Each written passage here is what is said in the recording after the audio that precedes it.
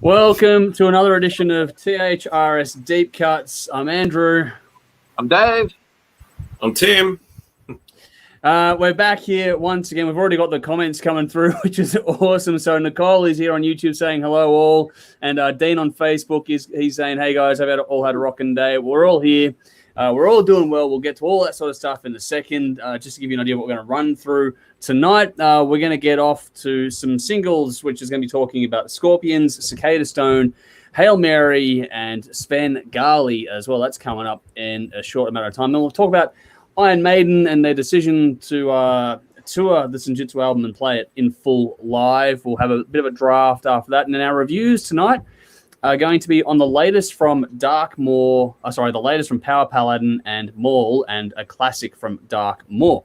So there's a bit to get through, as always. We've got some more comments coming through, which is awesome. Okay, cool. Everyone's here on a Thursday night. Nudes jumped in to say hi, lads. Good to see you here, Nudes. Hey, good to see you. Michael has gone, hey all, good to see you again. Thanks for joining us. Same with Sean. He's saying hi, and it's good to see you here, another regular. And Sally, a good friend of ours as well. Good to see you here again, Sally. Thanks for tuning in. And yes, here we are. We're getting stuck into it all as we do. A big thank you, of course, to our fantastic sponsors in Screen Printing, Alt Cult, and Rockstar Finance. Please fund, give them a follow or a like.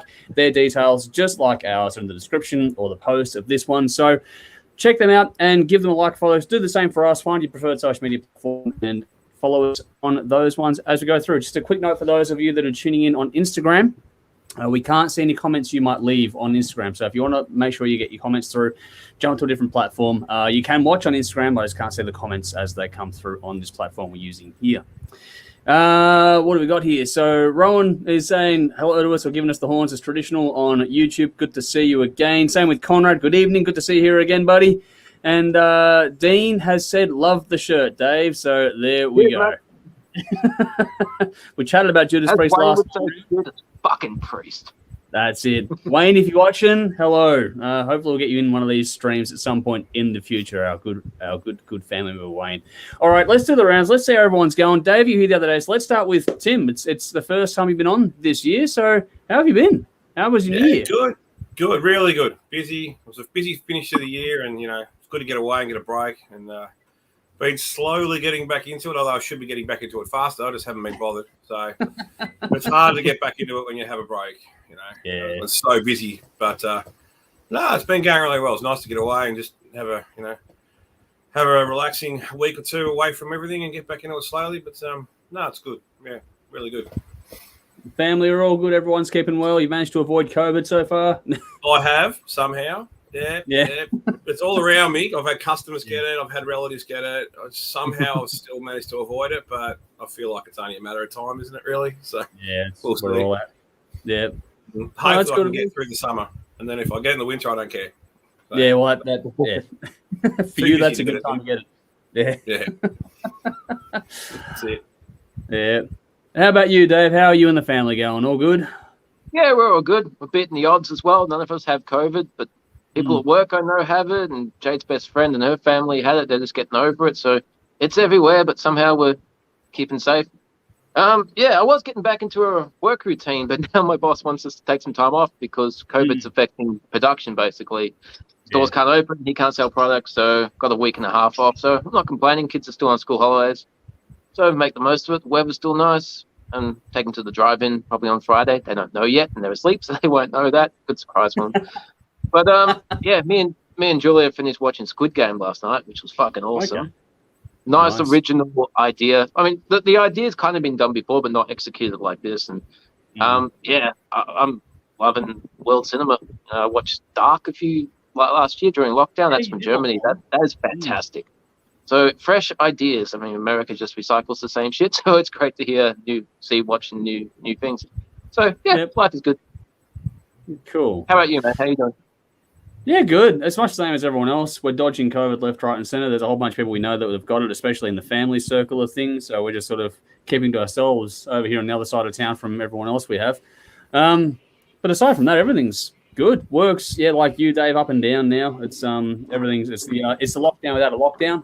so the economic impact is that, and being a casual worker, it's just sort of do what you can where you can. But everything's good. We're under control. But that just gives me more time to get shit done on this side of things, which I desperately need to be doing anyway. I've got a lot of things I need to get done at the moment, so I'm just devoting as much time as I can into that, which you'll see a lot more of that coming very soon, because I started doing things like the audio for this, going to podcasting. There's a lot of stuff to get through this year to make it as big and important or big and powerful, or whatever you want to put it as possible. That's the whole goal for me this year, is just to smash it out and make this as big as we can. So to that end, if you want to help us out, check out our Patreon page. There are a few people amongst our crew here that have been involved in that for a while now. Tim, you're one of them, and I fill your inbox pretty much daily with a whole bunch of new music to check out. That's a start, and you get extra content and all sorts of stuff up from there. So if you want to get some extra stuff delivered to your inbox, and it's only like $2 a month, then just give us a check out in that regard, and every bit does add up. It helps a lot. So there we go. But we'll get to the stuff we're actually talking about here in a minute. We've got a lot of comments on your T-shirt here, Dave. So Dean's gone, you stole my shirt, and Conrad's asked where you got it. So where did you get it? Online. There's a really cool T-shirt place that I can't remember offhand. But if you give me 1 minute, I'll go get the flyer. Cool. You can do that. Okay, I'll be back. All right. This is live, folks. This is what we do. And just as a quick comment here, I'll do this while Dave's run off. Rowan said, I watched Dark last year. Great stuff. I haven't watched that one. There's one on Netflix. You've got Netflix, Tim? No, but I will be getting it this year. Okay. Still have Foxtel, but that's going. It's too expensive. It's not worth it. Yeah, no, Foxtel. Yeah, we got rid of Foxtel. Just stuck to a few streaming services. It's a lot better for us. We're much happier. Got the new TV, so now I'll get to the Foxtel in. So yeah, get rid of the Foxtel, mate. Yeah, well, all the apps are on those things these days. Yeah, they're on it. Yeah, it's all there. It's easy. What have you got, Dave? Yeah, the place is called Rock Night with a K. I don't know if people can see that. Okay, yeah, you can see it. Shall I put it? Hang on. Wait a second, Dave. Just do that again. What I'm going to do, solo layout. Here we go. Extreme close-up. Whoa! Okay. Is that Australian? Or is that Australian or overseas? Yeah. I think it's local. It didn't take very long for them to turn up. Okay. But yeah, I got a bunch of T-shirts for Christmas. So Julian and the kids sport me. I got an Anthrax one, got a Halloween one, got this. Got an Aerosmith, which is white. I'm getting used to wearing white because I haven't worn white ever. And a Def Leppard one. So yeah, stoked. Nice. While we're on the fashion stuff, Nicole's got, I rather like the Halloween shirt from Tuesday. So there you go, Dave. You're getting all the compliments in the world these days. And Conrad's also asked because I sell that shirt in my shop, which is, he's got a great big shop at, is it Northland? Yes, I think it's Northland Shopping Centre there. So, cool. Conrad, feel free to chuck something in the comments there that I can give you a plug for. But yeah, he's got a shop there, which is pretty interesting. What else? There's nothing else in the comments. Everyone done with the fashion stuff? Because, I'm wearing an old band's T-shirt. This band's folded now. I can't see what you've got on tonight. Oh, Megadeth. There we go. It's the cryptic. It's one of the cryptic ones. So cryptic writings. So nice. Yeah. Nudes is chimed in saying you need a party cannon shirt, Dave. That would be I need a Limp Bizkit T-shirt. No, you need the hat. You need the Limp Bizkit hat. Fuck that. That joke is not going to get old, is it? All right. Let's get anyone else. Got anything you want to do before we get stuck into things tonight, or are we just all good to go? Good to go. Good to go. All righty. Good to go. The first, there's all these links I'm going to talk about. Again, they're in the description of the post. I'm also going to add them into the comments as we go through. So anything we're talking about, look for it in the comments or in the description of this or the link, whatever it is you know what to do. You know what to do. Look for the post or wherever it is you're checking things out. But in the comments now is the latest single from Scorpions, which is a little track called Rock Believer. It's the title track from the upcoming album. This is the first single we're going to chat about today. So, Dave, what did you make of it? Yeah, I like this.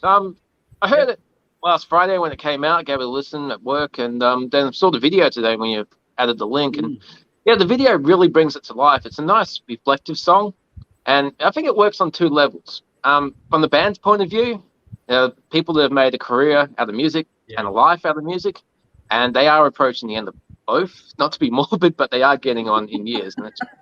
And there's also from the fans' point of view, people who grew up listening to this band and bands like them, and it's been said hundreds of times, it's not music, it's a lifestyle.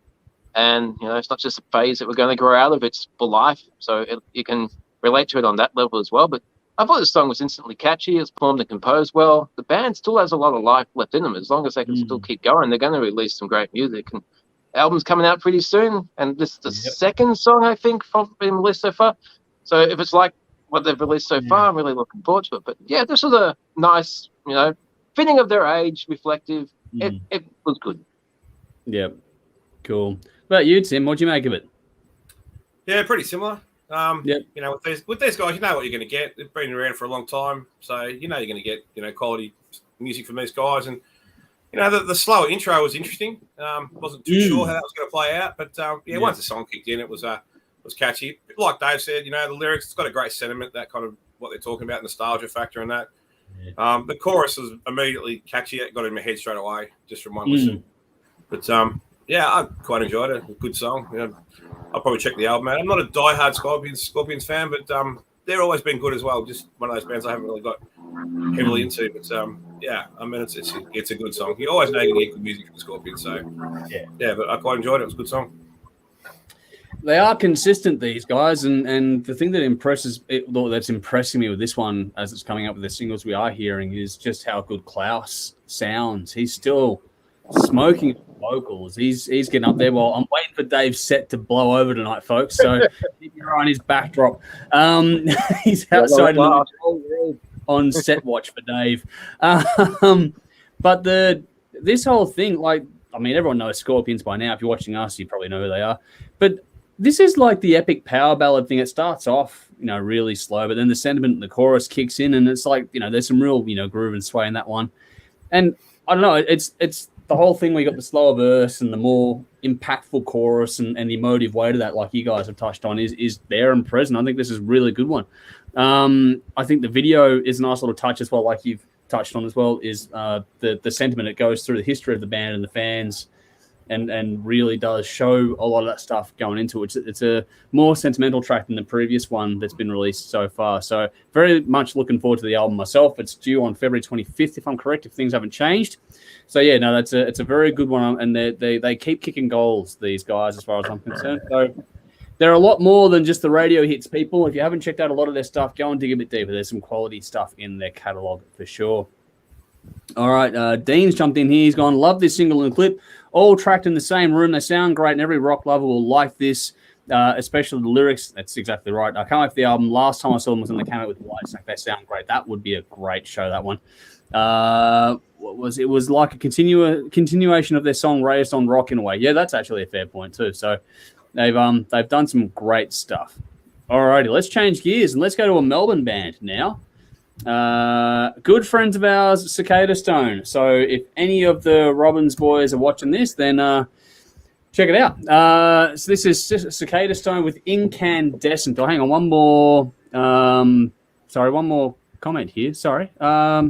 Ben's chimed in with rest in peace, Callan. He was a fan of the show, particularly Andrew, Dave, and Jimmy. We used to watch the show together 5 years ago. So keep checking on your friends, folks. Mental health issues are real. Fuck. Okay. This is what happens when you do things live. Condolences, man. Yeah, that's really saddened to hear that. If there's anything we can do, then shoot us a message or something. That's some sad news. Condolences to you and to those that knew and loved him. Obviously, he left a mark with some of you out there. So please do that. And the sentiment there is worth noting, especially in the last couple of years. A lot of people have struggled with the mental health side of things. So please do keep an eye on your friends and loved ones out there to just touch base with them, check in on them from time to time. It makes a big difference to how people get through these times we're in right now. So don't be afraid. Pick up the phone or whatever it is you can do to do that. Yeah, but condolences again, Ben. That's some sad news there, unfortunately. Hopefully everyone's keeping as well as they can with that. I will try and get us back to the more upbeat stuff here. Unfortunately, it's never an easy segue away from that kind of stuff, but we'll try our best. Connor here's gone back onto the Scorpion stuff here. They were great with Whitesnake in March 2020. Heard nothing but good things about them. Wasn't at that gig myself, but heard nothing but good things. All right. To continue moving on, we are going to go to Cicadastone, which is in the description. It's in the comments as well, so to scroll back a bit. The new single is Incandescent. It's from the album Cold Chamber, which the band released last year. Maybe keep an eye out for that in our top 10s coming up. But this is more of the same from there. But Tim, let's go to you first. What did you make of this one? Did you check out the album last year? No, well, I was going to say, I know you guys have been big fans of these guys. Yeah. But I'll stupidly admit I probably haven't given them much of a listen, so this was a bit of a first for me to give them a spin. Yeah, I really like this. I mean, it had straight away it had that Alice in Chains vibe immediately, and even the video, it looks like an Alice in Chains video too. They're obviously heavily influenced by Alice in Chains, clearly. But having said that, this is a really cool song. I love the way this sort of broods along. The vocals sound fantastic.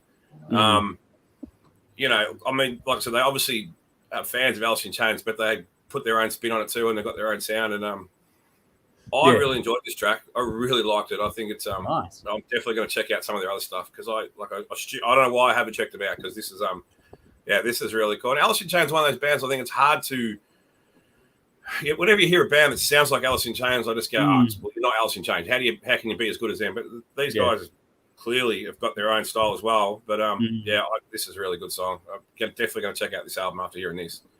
Mate, if you like this, check out both albums. The last one in particular, check out the one before as well. They're both great, mate. Yeah. No, this is a good song. Really good song.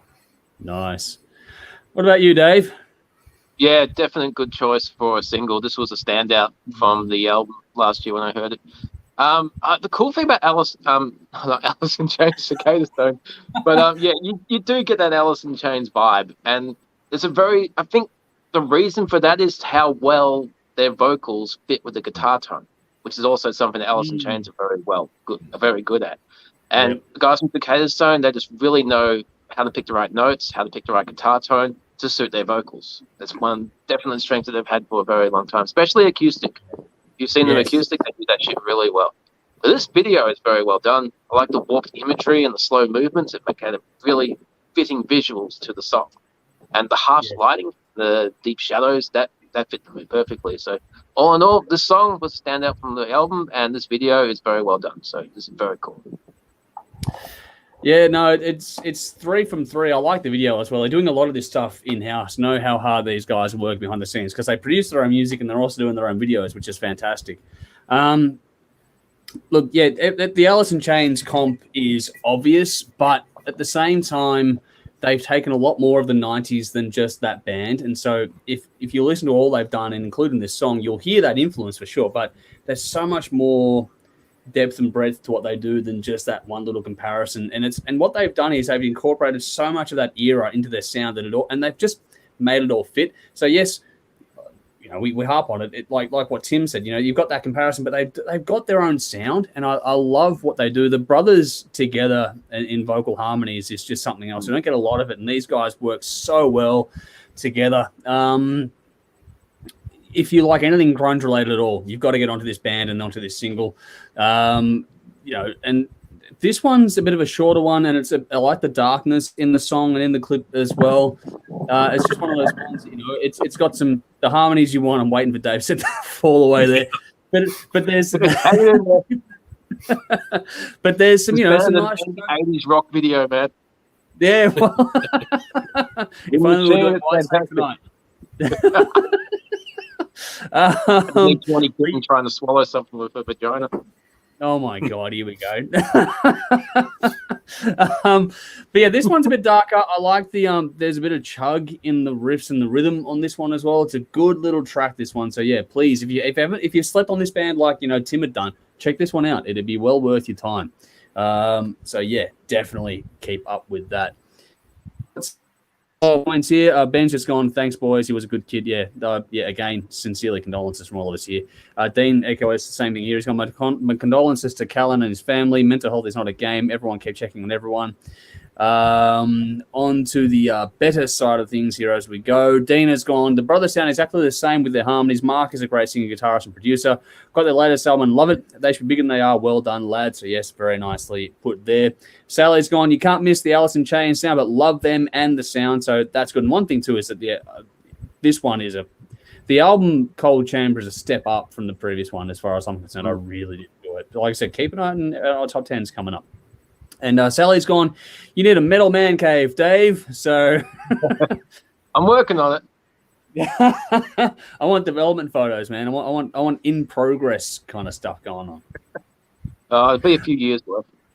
Yeah, no, it is. That cabin of yours with the with all your wrestling videos would work all right, wouldn't it?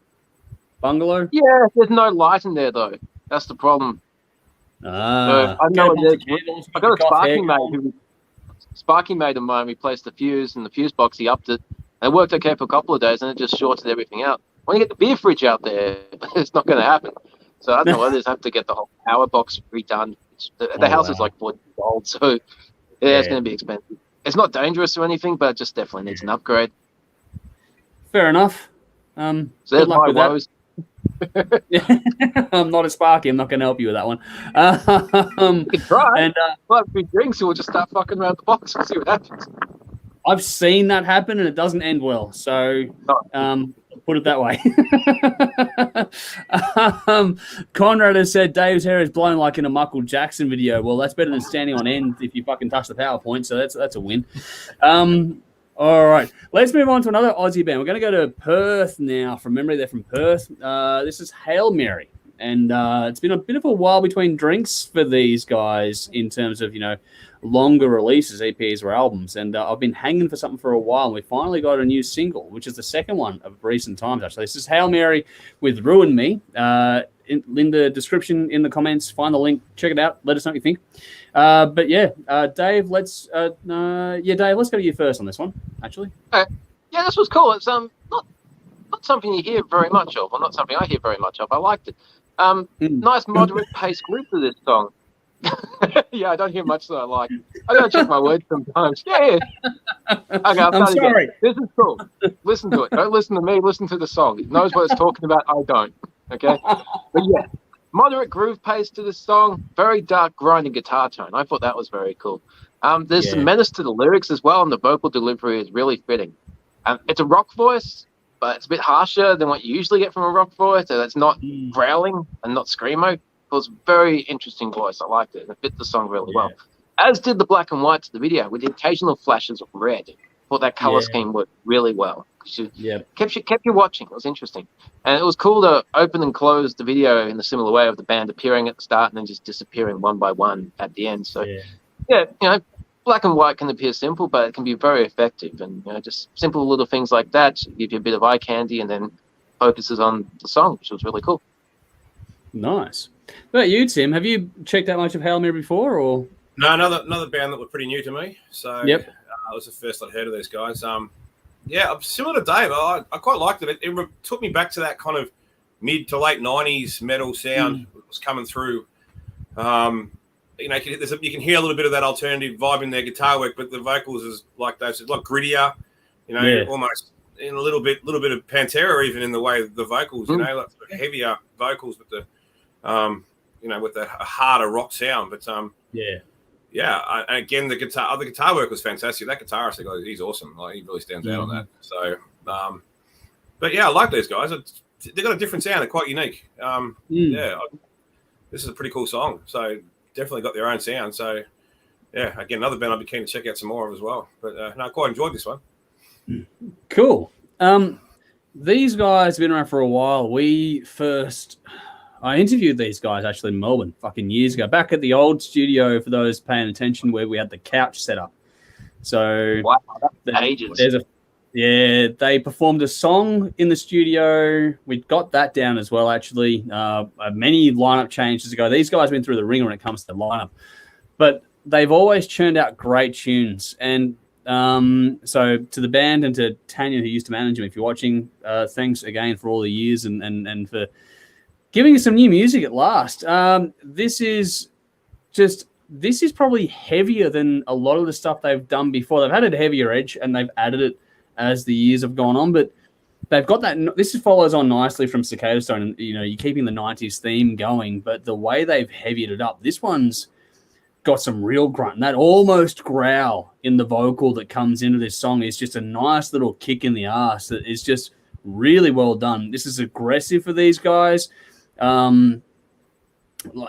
again, like Cicadastone, like anything from the 90s, you've got to get onto this band, but they do definitely have their own standalone sound now. You can hear bits and pieces of things like Soundgarden and other bands in there, but they don't sound, there's no direct comparison anymore with these guys. These guys just do their own thing. They do it very fucking well, and I'm looking forward. I know there's apparently more music on the way, and I'm keen as fuck to get more from these guys at last. Looks like the lineup is just settled at last. It's taken a bit of time, bit of doing, but this one's got some bite. There's more anger than angst when it comes to the whole 90s moody kind of impact on this one. There's more anger than angst in this one, which gives you that sort of, like what Tim said, that sort of Pantera-esque kind of vibe going in there. But yeah, I don't know. I'm looking forward to what they've got coming out. I know there's at least another clip on the way as well. So yeah, this is great. Check it out. Please do. I love this one. I love this band. So please, hopefully more music from these guys in 2022 after a while. I think the last album was, Choice, Path, Consequence, Solution was back in 2016. So it's been a little while. So looking forward to more. I haven't had an EP, I think, between now and then, but yeah, looking forward to another album, hopefully. But an EP or anything at all will do me, honestly. I love these guys. Dean's jumped in to say Rock and Track, great band. Are they from Perth? Pretty sure they are from WA. I'm pretty sure it's actually Perth where they're based. So that's it. Sally's gone, never heard of them, checked it out, liked it a lot. Happy to hear more. Remind me of Corrosion of Conformity, which is definitely an idea. Well, nice. Yeah, that's a good comparison or observation there too. That fits very nicely.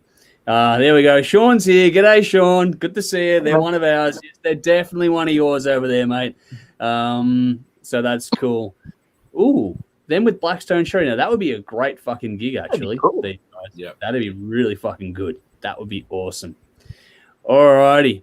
Thanks for jumping in, Sean. Good to see you here. Love having your company with us when you jump into these little streams of ours. All righty. Let's move on to the next one, which is a bit of a gear change from what we've been doing with the 90s stuff of late. We are going to take a trip back in time, but there's a bit of a twist to this one. In the comments, in the description of the post, look for Sven Gali with Spellbound, which is actually a Triumph cover. This is something a bit different, but I'm hoping this goes as well as I think it will. But Tim, let's start with you. What do you make of this one? Yeah, absolutely love this song. It's fantastic. I mean, this caught my attention because I knew of this band. They had an album back in the early 90s, a really good hard rock album. And then, like most bands, they followed up with a attempt at grunge, and it was crap, and then you never heard from them again. And that was the last of them. So when I saw they were back on the scene, I'm like, oh, okay, this will be interesting. And I did a bit of research, and it's still the same guys, the same singer. So I was keen to check it out. But this song, mate, the sound on this is phenomenal. Like, it just comes straight out. Like, it just grabs you from the start. I wasn't very familiar with the Triumph song, so I went back and had a listen to that today too, just to see the comparison. And it stays pretty true to it, but they just bring more. I reckon they bring more punch to it. They bring it out. I think they smoked it. Yeah, absolutely. The way this song comes out, if you listen to this with a decent set of headphones or something, you just hear everything. It absolutely blew me away, this song. I think it's a great cover. It just start to finish, this song absolutely smokes. The vocals are great. The guitars are fantastic. This is a ripper. This is a really good cover. Yep, definitely worth checking out.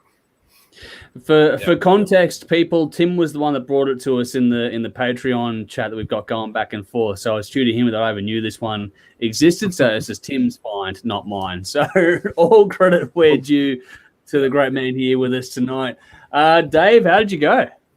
Yeah, I agree. This is pretty damn cool. I've never heard of Sven Gali, but I have heard of Triumph, but I don't know this song. So this was going in pretty much completely fresh.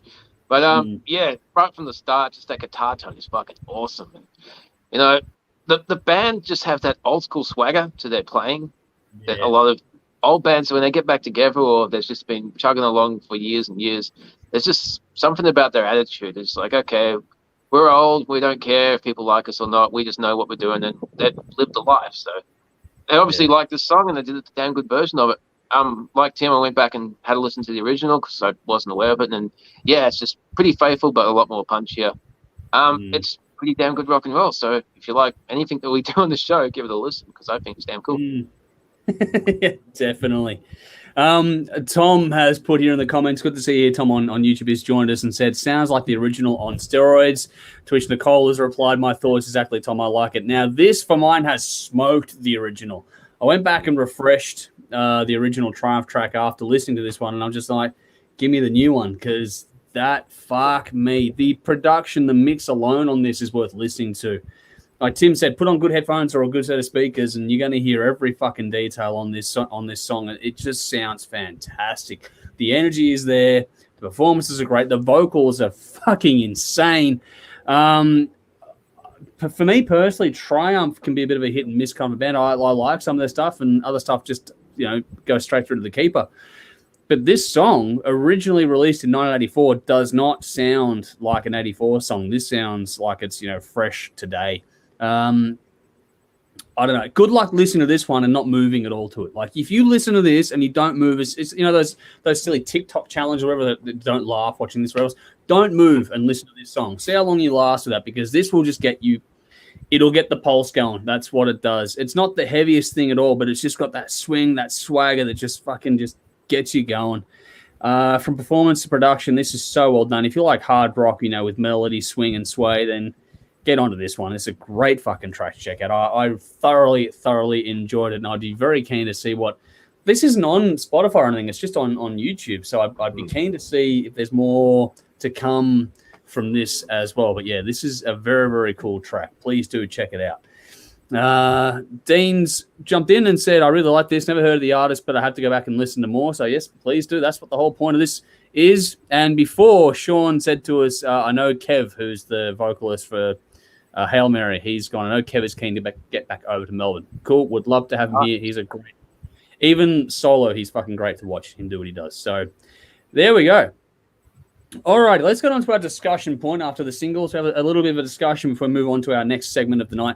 And I'm actually glad we've got you two here for this discussion point, because I know I'm going to get the two different sides of the coin here. And this is Iron Maiden have recently discussed or announced, or whatever you want to put it as, that they're going to, or they intend to play the entire new Senjutsu album as a live 80-plus minute set. So just want to get our general thoughts on, what we think of the band playing that album, and would we go and see it? And Dave, I know you're the fan, so let's get the positive stuff out of the way. Let's go to you first. Yeah, fucking oath I would go and see Senjutsu in its entirety. All 85, 87 minutes of it. I would love it. I heard that they did a Matter of Life and Death back in the day when that came out in its entirety. I would have loved to have seen that too, but it didn't happen. When this article surfaced, I literally just finished listening to the podcast of Chris Jericho talking to Bruce Dickinson, where this article came from. And Dickinson said that on this upcoming tour that they're doing, they'll probably do the first 3 songs from Senjutsu, then your average Maiden set. And then on the subsequent tour, it'll be the full album. And that's pretty much what they've been doing since he joined the band. They had the Brave New World tour, and then they did a retro tour. And you got the Legacy of the Beast thing happening. So it's marketed that way, so people want the early stuff. That's cool if people want to hear the modern stuff. And I think that's an awesome way of doing it, because Maiden will, please the older fans and the people that don't want Maiden to be just a retro band. I mean, so often a band will tour a new album and they'll play maybe 1 or 2 songs from the new album and then just play a greatest hits package. And if it's a favorite band, I honestly don't think I'd go see AC/DC again, because they just play the same fucking set list. When Axl joined AC/DC, they played early Bon Scott songs. It made it interesting again. Now, I probably won't go see Dream Theater again, because they play the same fucking set now. It's boring, especially nowadays when you have everything available on YouTube. People go to a show, both clips are uploaded, you can have everything. Surprise me. Play something different. Play something new. I want a reason to go and see these bands I love, because I've seen Kiss a million times. I cannot stand hearing I want to rock and roll a fucking night again at the end of the show. Play it in the middle. Do something different. I did the best thing when I saw Maiden last time on the Book of Souls tour. They didn't play Run to the Fucking Hills. I've heard it. They've got 20 or 10, 15 live albums. They release an album, they do a live album, they do a live DVD. They release all the old footage. There's countless bootlegs out there. I'm a bootleg collector. I love that shit.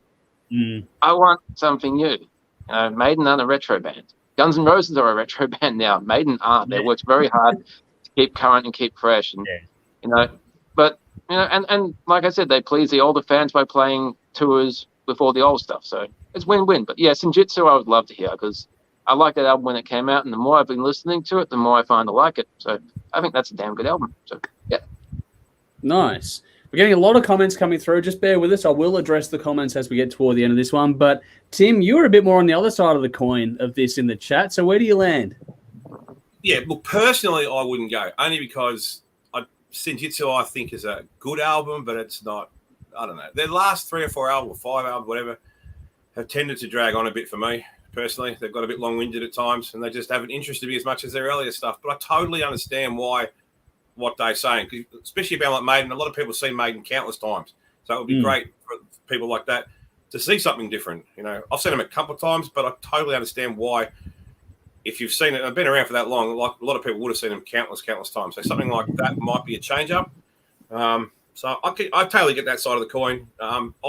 Just from a personal point of view, no, I wouldn't go because that album doesn't interest me greatly. So, but I've had countless opportunities to see them in the past. So it's not like they were coming out to Australia for the first time and doing that. I'd be fuming. But they've been out here, you know, how many times now? 4, 5, 6, 7, whatever they've been out. So yeah, quite a few. Yeah, they've toured that many times. If you're a diehard, you would have seen all the classics before. So I get it. But for me, it just wouldn't interest me. That's it, really. But I totally get why it would for other fans. So, yeah, it'd be interesting to see how many people would go compared to a normal tour. But, yeah. Yeah. No, I actually think it's really smart by the band as a general thing. It improves their longevity when it comes to touring cycles. So if you have a tour where you've got the album and it's that cycle, then you can tour a year later and you're just doing the hits cycle kind of thing, and people can choose what they want to go and see. They're a big enough band that have done enough over the years that they'll sell out whatever room they want to try and sell out. That, you know, they don't have to worry about the crowds or anything like that turning up. People will go, and then you'll get people that want to see the hits and people that want to see the new stuff, and you'll get, you know, the best of both worlds in that regard. I think personally, I'd probably go. It's been a little while since I've seen them. I missed the last one around. I was at the time before that. So it'd be worth going to see an album being done in full. And they do a long set anyway. If they do an album in full, you're still going to get a good half hour or more of, you know, the hits at the end of the album anyway. So you're going to get what you want in that regard. Excuse me, in some way, shape, or form. But am I completely enamored with Senjutsu? I don't know if I am, but at the same time, it'd be worth seeing that album done live. That album is, while there are some parts, like Tim said, that do get a bit long, hearing it live and knowing what Bruce could do with the crowd interaction side of things, and also because they always do something a bit theatrical with the stage and the props and all that sort of stuff too, I'd be curious to see how they tell, because the later albums have been more of a narrative kind of a thing. They're not concepts per se, but they've had a theme or a narrative going through it. They'd be able to use the stage show to accent that a bit. So I'd be keen to see what they would do instead of, you know, changing sets all the time from, you know, the Trooper and the other stuff and everything else going on and on. This would be cool to see what they would do with a theme in play to almost make it like a concept presentation. That I'd be very interested to see how they'd go in that regard. So bit 50-50 in my regard, but I do think it's a good idea from them either way, despite what any of us might think individually. I think that more people would go than would not go. I'll put it that way, because you're going to get something different. You're going to get those deep cuts that you're never going to hear again, because, you know, once they finish that tour, there'll be songs they'll never play live again. So that's worth it on its own for me there. So that's probably the tipping point that makes me go, yeah, I'll go, because you'll know that if they tour again, they'll never play certain songs. So that makes it worth it. That's always that difference to things for mine as well. It spices things up, as you say. Comments. Jeez, we've got a few here. What do we got here? Okay, Nicole is excited about the Maiden tour, which I think a lot of us are in general. I don't care in the grand scheme of things about the album. I think we're just happy to see that sort of stuff happening again, hopefully sooner rather than later. Tom says, I'd be into Maiden playing the entire Senjutsu live, mix it with a bunch of well-known songs, everybody wins, which is cool. Sean says, huge fan of Maiden, but there are still a couple of songs that draft me on Senjutsu. Sorry, Dave. But he did follow up down below and says, but I'd still go. So there we go. What else we got here? Tom says, sadly, Guns plays the same set every night, too predictable, and that is a problem. I see a band a few times. Dean says they've done everything. They don't need to impress anyone anymore. Doing the whole set of the new album means they see themselves as a new band with a lot to go in them, which is a good thing too. I think it keeps everything fresh for them. Conrad says, I like the idea. Sounds great. Be a theatrical show as always, but I like this being presented as a complete piece, which is what I was tying into before, which is a nice touch there. Nicole says would sound better live. I think that's probably a fair point. A lot of the songs in live room would sound awesome. And Nicole says, my Legacy Tour tickets are still sitting on the fridge. Bloody COVID. Yeah, that's a thing for now. It's probably going to keep being a thing for a while to come yet. Dean says, one of the reasons AC/DC do the similar set on the Black Ice tour, Malcolm had to mention on tour, so they had to do the same set for him. And B, Brian has always had strains on getting older and can't do a lot of songs we'd want to hear that may not be known to the average fan, and they're a band that has so many great songs, hard to fit them in. I'd still see them, especially this time when they tour, because this might be the last world tour. Now, that's a different point with AC/DC. You never, like, the end is so close now. It's AC/DC, I'd probably go. I was just ranting. Yeah. That's right, that's what we're here. Conrad also chimed in. I saw Queensryche do Mindcrime in its entirety in London, completely unannounced. It was phenomenal. No one in the audience had a clue that they were going to do that. The place went berserk. Like Dave said, I saw AC/DC with Axl a few years ago in London. They pulled out all the Bond stuff that Brian had never done. So there you go. Yeah. There's some good stuff in that as well. All right.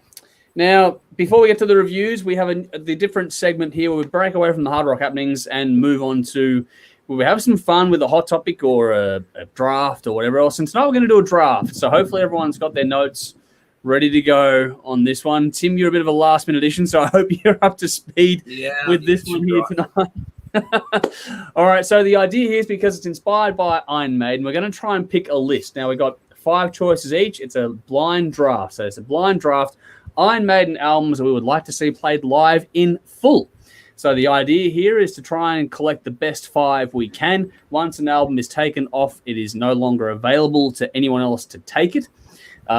So this is where we are going to go. Now, bear with me as I start to type things out as we do this one. So there will be a bit of noise coming through the keyboard and that as we go along. But I've drafted out the order. Once the album is gone, no one can take it. There's no double ups in this one. It's just a case of what are the 5 albums that we would like to see Iron Maiden play live in their entirety. If you're watching, play along at home and get in the comments and just let us know your top 5 albums from Iron Maiden that you would like to see played in full. And then we'll do this as a separate post later on and we'll see who has the best list as we go through it.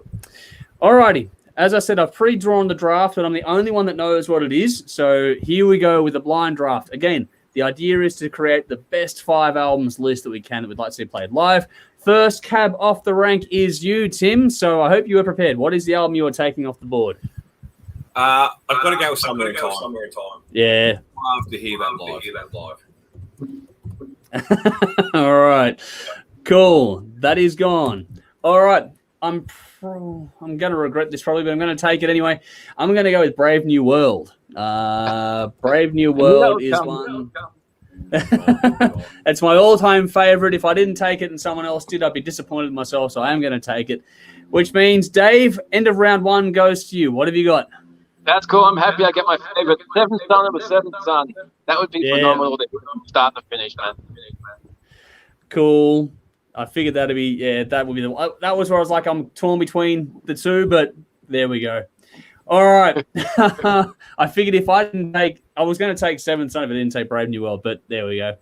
All right, I'm up next. So I'm going to take Power Slave off the board. I've got to take that one. So that's next off for me. So that means, Dave, you follow it up now. I'm going to go all the way back to the original, Iron Maiden.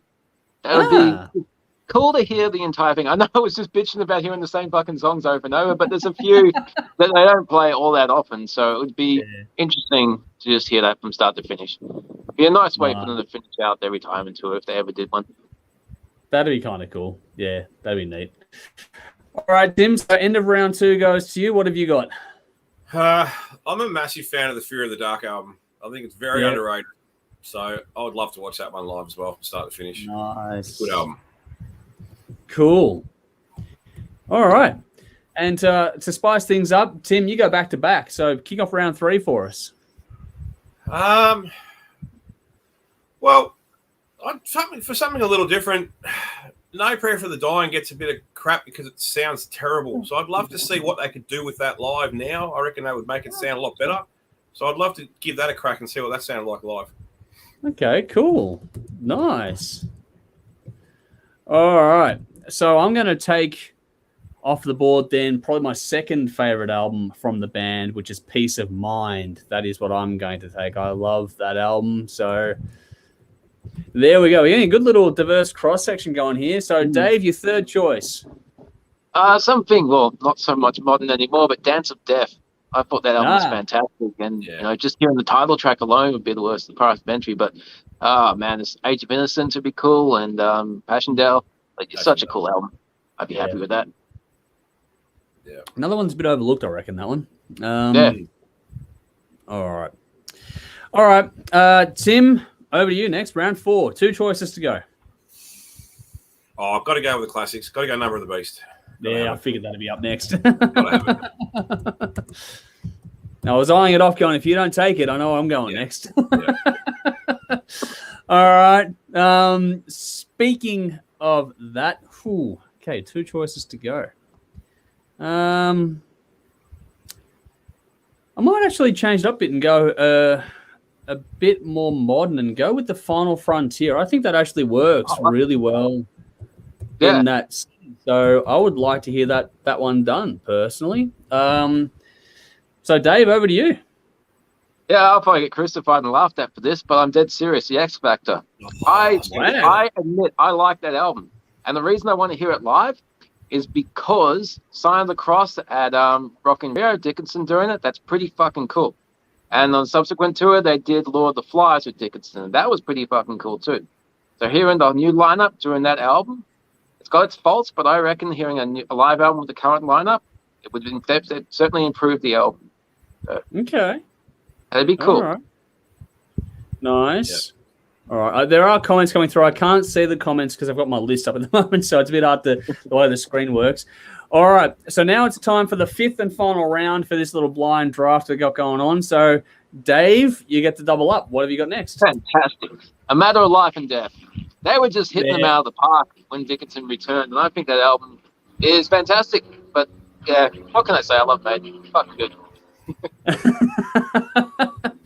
All right. What else have I got here? All right, I'll take the other one that I think is maybe a little bit. It's probably fitting for this style of music as well. I'm going to go with Book of Souls. Actually, I'm going to take that one. I think that I've got a few early ones in there, so I'm going to take a couple of the new ones because I reckon that would work with a nice little flowing narrative. I reckon that's another good one because that one definitely has a theme that would really work well, and you could do a lot with the stage show with that one too. I think with the whole way they've done the videos for that one. All right, so Tim, you get to round it out. You get the last choice. What are you taking as your final one? Are you picking Virtual 11? Well, I'm not picking Virtual 11. I was going to do X Factor like you, but I'm not going Virtual 11. That's crap. Nah, shit. God, I'm not even sure what's left. It's got to be Killers, man. I was going to say Killers. That's got to be still left, surely. Killers. Yeah, that's there. Yeah. Again, another one I'd like to see what Bruce can do with that. So I'd check that out. All right. Cool. So to quickly recap, this is Tim's list. So Tim picked Summer in Time, Fear of the Dark, No Prayer for the Dying, Number of the Beast, and Killers. That's Tim's. Yep. Dave chose Seventh Son of a Seventh Son, Iron Maiden, Dance of Death, The X Factor, and A Matter of Life and Death. And for my list, it was Brave New World, Power Slave, Peace of Mind, The Final Frontier, and Book of Soul. So we got a good little cross-section going there between us all. There were going to be some obvious ones left off. There was some, I don't know, there's a few there. But yeah, let us know whose list you liked the most, and let us know what 5 you would pick in the comments below. Got some quick comments coming through here. So Ben said, my brother saw Maiden in 82. Amazing to think they're still touring. Fucking hell, that's nice. They've been on for a while now, these guys. Sean has picked Power Slave, Peace of Mind, Seventh Son, Number of the Beast, and Book of Souls. There we go. Tom has Power Slave, Number of the Beast, Seventh Son, Senjutsu, and Summer in Time. Okay, nice choices. And Sean's also a good shout, Dave, X Factor. Didn't think of it like that. So there we go as well. So keep the comments going. Let us know what you think of those things, and we'll keep moving on through as we go. This is one of those bits and pieces that'll probably get more traction when we clip it and release it as a standalone bit of content in the coming days. But it's there. Give us your thoughts as we start to move into the reviews area of the evening's presentation. So first, here we go. So what do we got here? So Nicole says, I first saw them in 84. Fucking well done. And Ben said, what have we got here? My 5 are Maiden's first 5. That's actually a pretty good way to look at it as well. And Conrad chimed in saying, Seventh Son, Power Slave / Live After Death. Yeah, well, that's pretty fitting there. Yeah. Somewhere in Time, A Matter of Life and Death. I saw the tour was brilliant. And 5, Peace of Mind. So we're getting a good cross-section. Good diverse choices here. I like how the diversity is kicked in. These ones are never that easy as you'd like it to be, and especially with our format where we take them off the board. You can't just go, okay, here's my 5. It's like once it's gone, it's gone. I think this format's a bit more fun and challenging in that regard. Alrighty, into the reviews. So in the comments, in the description, the first cap off the rank for the review side of things is a band called Maule. The track for your reference to go and check out is called Evil Eye. Like I said, it's linked up for you in the comments in the description. Go and check it out. But Maule with Evil Eye is your reference track where we kick off our reviews this evening. This is Maule with their self-titled album, 9 tracks, 39 minutes, the debut album from the Vancouver band, released January 2022 via Gates of Hell Records or Cruz del Sur.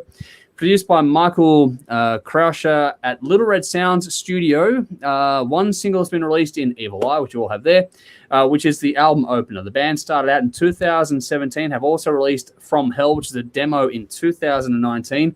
They've just undergone a lineup change as this album is going through the process of being released. So the new lineup is not the one that's on this record. I think it's a guitarist that's been swapped out, but there we have it. Let's go to Tim first on this one. Yeah, well, when I turned this on, it sounded like something that was released in about 1982. Took me straight back to that, early Maiden, that sort of new wave, metal. It was back in the early 80s. Yep. It was popular. Evil Eye, the opener, good song, solid. From there, I don't know. I found the vocals a little bit monotonous after a while, to be perfectly honest. Yep. Bit the same all the way through. He's okay, but he's sort of I don't know, just a bit sort of too. Yeah, I get it because not a lot of range there, I think the pace doesn't change much either, which hurts too. Yeah, and that sort of ties in with the song. Like the first half of the album was pretty similar paced. Good songs, but nothing overly sort of memorable, I guess, if that's fair. The second half gets a bit more interesting, like Father Time and March of the Dead. Bit more diverse, those songs, and that's where it got. Yeah. I liked it a bit more towards the end, but look, there's a lot of bands kicking around now, going back to this old style. I wouldn't say these are one of the better ones. They're not bad, they're solid, but they're not as, I guess, catchy or as appealing as some of the other ones that are out there at the moment doing this same style of thing. Like I said, overall, it's a good album. It's solid, a little bit one-paced, but yeah, it's definitely worth checking out if you like the style of music. You'll get something out of it for sure. I have the standouts as Evil Eye and March of the Dead. I gave it a 7 out of 10 because it's well done, but it's just a bit sort of, for me, like I said, one pace is probably the word I'd use for it. So. Yeah, no, it's a fair point. I'll agree with that. I'll get to mine in due course. But Dave, let's go to you first before I do that. Well, first thing that hit me when I first put this on was the guitar tone. That sounded fucking great. Love guitar tone like that. As Tim mentioned, it's very much in the old school sound of metal. Think Maiden, early 80s, and later days Sabbath when Maule do some of the slower stuff. You get a bit of Sabbath tones there. But they're not a clone of those bands. They've got their own spin to it, as all good bands that are influenced by older bands should. But it was familiar, but it wasn't like I've heard this before, which I thought was pretty cool. They got new ideas and they wrote some pretty good songs. It's very melodic in both the riffs and solos, and not to mention those harmonized lines. Everything. It's like I said, Maiden, but not Maiden that you've heard. Hooks. Songs are pretty hooky. And they don't just go from the verse to the solos. There's some instrumental sections in there, and I'm always a sucker for a cool instrumental section. Everything flows nice and evenly. It's not filled with like studio trickery or anything. There's no samples or any of that atmospheric shit. It's just there's a motorbike at the start of one of the latest songs called "Let's Ride." That's probably the only foley that they have on there. But it's all just let the music do what it does. I mean, this band can certainly play. They can write some good songs. So I thought it was pretty good. I gave it 8 out of 10. Evil Eye, Maule, Sword Woman, and We Ride were my standouts. Okay, cool. Well, yeah, I mean, first note here is the artwork made me think I was going to get something very different to what I got. The artwork is a lot darker than you think you're going to get. Basically, anything there's a whole gamut of bands, which Tim sort of touched on. There's a whole lot of bands doing the whole traditional new wave of British heavy metal kind of stuff going on. It's a big resurgence. It has been for a few years now. So in that regard, they're kind of starting out a little bit up against it because there's a lot of bands doing this stuff out there. So you got to do something pretty special to stand out from the pack. This is loaded with riffs. I got that Maiden gallop kind of thing going on there. Not over the top. They got some good groove as well.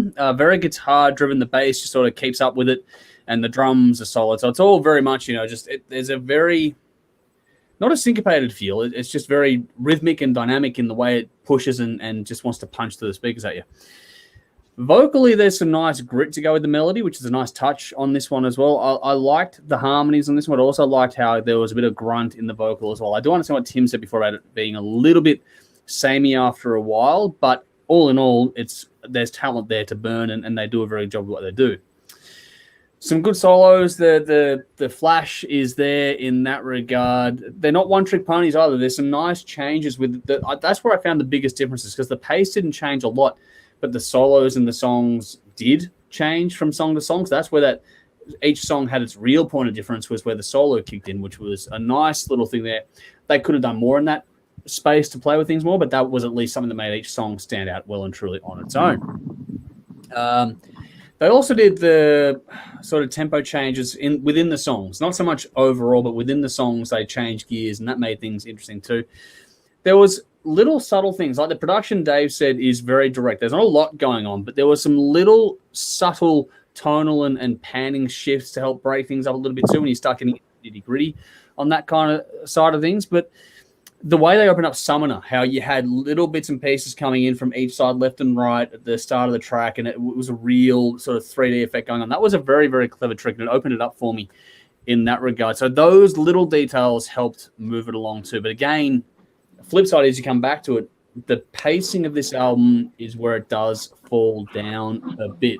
I'll get to that in a moment, but they've got some good hooks on this one too, and they lean into the hooks like they did on tracks like Evil Eye. That worked. That'd be fun to see live. That's a track that you'd get into that and you'd see it live. That'd be enjoyable.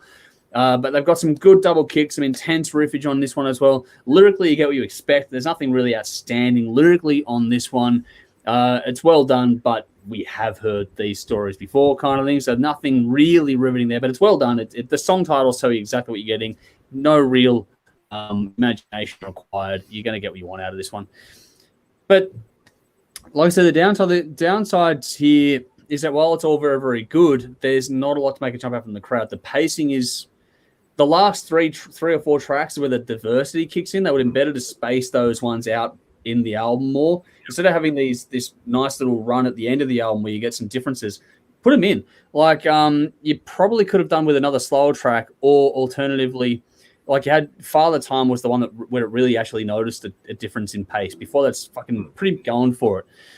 But if they'd have moved sort of like March of the Dead to earlier in the album, or We Ride even could be earlier in the album, that'd be a different, you'd get, if you could split those three tracks and put them at each third way point, it'd make the album a lot more digestible. It's a shorter album. It's less than 40 minutes, but it's one of those ones where it just could have been executed just a touch better, because the songs themselves are good. They don't quite jump out from the pack, so you have to make the album sort of do what it needs to breathe and give you some dynamics. They missed a trick there. But that said, if you like anything to do with this style of music, you're going to really enjoy this listen. So if you like, Melbourne bands like Espionage, for example, and you're going to miss them when they've called it a day, this is a band you can probably get into as well. So I gave it an 8 out of 10. I think it's still very good. It's just not quite enough to jump out from the pack. So 8 out of 10, I picked Summoner, Evil Eye, and Maule as my standouts on this one. I got the one comment here for this one, which is Nicole saying old school feel, and that's pretty much what it is. There's a few bands doing this old school stuff into today's contemporary standards, let's say. But they do a very good job of it. It's just, not quite enough to leap out from the pack. Now, move on, I guess. There's nothing else you guys want to add before we move on to the next review, the second last one. All good. We covered it. All right. Dave, I'm pretty sure you like this one, so we'll go to you first on this one next, but I'll do a quick introduction here. This is a band called Power Paladin. Their debut album is With the Magic of Wind, Fire, Steel. So I guess you know where we're going with this one. It says Power Paladin. The reference track for everyone out there, just so you know, is Creatures of the Night. So in the link is in the comments in the description. Power Paladin, Creatures of the Night. Go and look that up if you can't find the link.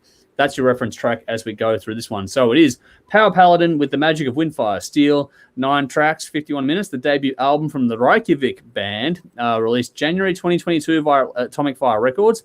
Not sure where or how this was produced, but 2 singles have been released so far in Righteous Fury and Craven the Hunter. There are a couple of guest spots here from Oscar Runarsson. And this is the first new band signed to Atomic Fire Records, which is a brand new record label that split off from Nuclear Blast. They've been around since 2017, though, and a special thank you to the label and John Howarth to sending this one in to us. So, Dave, like I said, pretty sure you like this one. Am I right? Yeah, this is fucking fantastic. Look, from the album cover, the artwork, and the album title, you pretty much know what you're going to expect from this music. You know, there are a few bands out there that have imagery and like artwork that's completely different to what you get. This is spot on. It's a great example of both working together. You know, if you like songs about warriors and dragons and fantasy and all that shit, then you're going to like this. If you don't like that stuff, stick to watching Game of Thrones, because I know you all watched it, yet somehow some people don't like it in their metal. I don't get it. Look, to say there's a few notes in this album would be an understatement. Think Dragon Force, but not as wankery. Okay? There's a lot more room to breathe in this. And I love this stuff. You know? The more playing, the better. There's no such thing as too much of a good thing. It's not only fast, but it's very it's very melodic. It's so melodic the melodies have melodies. I don't even know what the fuck that means, but it sounds cool. And there was so much fucking melodic lines in this, it's insane. This band's from Iceland. The only other band I know from Iceland is the Vintage Caravan. I fucking love them, but this is completely different to that. Though there's a lot of darker, miserable fucking death black metal coming from there. But once again, it's completely different to that. This is happy, high energy, bright tones. It's a complete antidote for all that miserable shit. They have 2 guitar players and a keyboard player. And you know what that means? Solos. Lots and lots of solos. Which is awesome. You have harmonized solos. You have trade-off solos. You have so many fucking solos, and they're melodic. It's cool. Oh, man, it's so cool. It's all very much in the power metal world, but there's a song called Dark Crystal that actually gets quite flashy at times. So there's a few other styles of metal mixed in, which I think is cool. It's refreshing to hear not a band just not sticking to what their genre has to be, that little pigeonhole, but bringing other stuff in as well. And there's a few harsher vocals. I think that's from the guest vocalist as well, which worked really well. I thought that was cool. That song Dark Crystal also has a very melodic gang vocals in the chorus. I hope someone's counting how many times I say melodic. Okay, forget about the fuck count. Got to start counting melodic. Wayne, we need Wayne back. Wayne, I hope you're watching, man. I've got the fucking priest t-shirt. You should be watching. But it's not all balls to the wall playing either. There's a few nice subtle moments, which brings nice diversity. There's a piano intro to the song Evermore, and there can only be one. It just breaks things up nicely. It gives it a little bit of breathing space. Yeah. Now, you shared the link to the song Creature of the Night, their single. That video is fucking awesome. It's all animated, and it's like Scooby-Doo. Okay, so if you like Scooby-Doo and you like metal, it's like bringing the two worlds together. I'm like watching it, and Jade came over. She's like, "What you watching?" I'm like, "I'm watching this metal video. Watch with me," because it's got like these werewolves and they're possessing the band, and the band's fighting them off with their guitars and their drums. You cannot get more cheesier than this, but it's so cool. The track flow is brilliant. Most songs go between 4.5 to 5 minutes, and the album closes with 2 epic kind of songs that go close to 7 minutes. So really good album flow. And I can't help but be impressed with bands that play like this. It's always cool. It's definitely a band to keep your eye on. I gave it 8.5 out of 10. Evermore, Dark Crystal, and Creatures of the Night were my standouts. But Cool. I'm seeing the comments coming through. We'll get to the comments soon, especially a question for BP, which we'll get to those. I was getting a lot of comments on this one.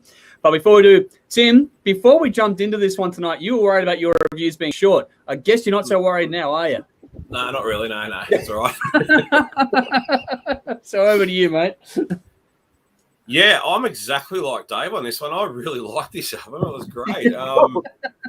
You knew what you were going to get, and with this genre, there can be a lot of wankery and it can get a bit boring at times. But this album doesn't do that. It flows beautifully. Like there's heaps going on. It's quite entertaining. It's from the first track. You know what you're getting.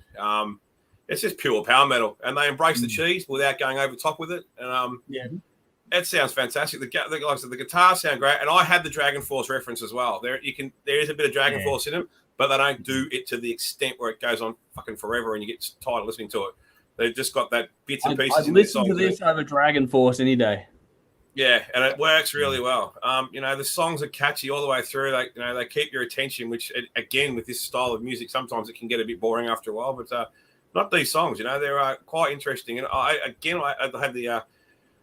I like the singer's voice, and I did like that guest vocal who bobbed up with a couple of that sort of growlier, deeper vocals. It just changed it up a little bit, which is what you need with this kind of music. I think just some variation, something that makes it a bit more interesting.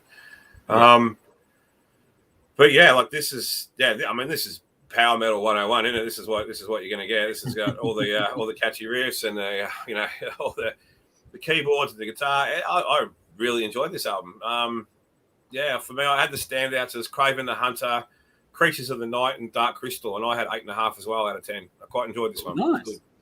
All right, cool. It's been touched on. We don't normally get power metal out of Iceland, but here we are. If you like riffs and wailing vocals, you're going to enjoy this one a lot.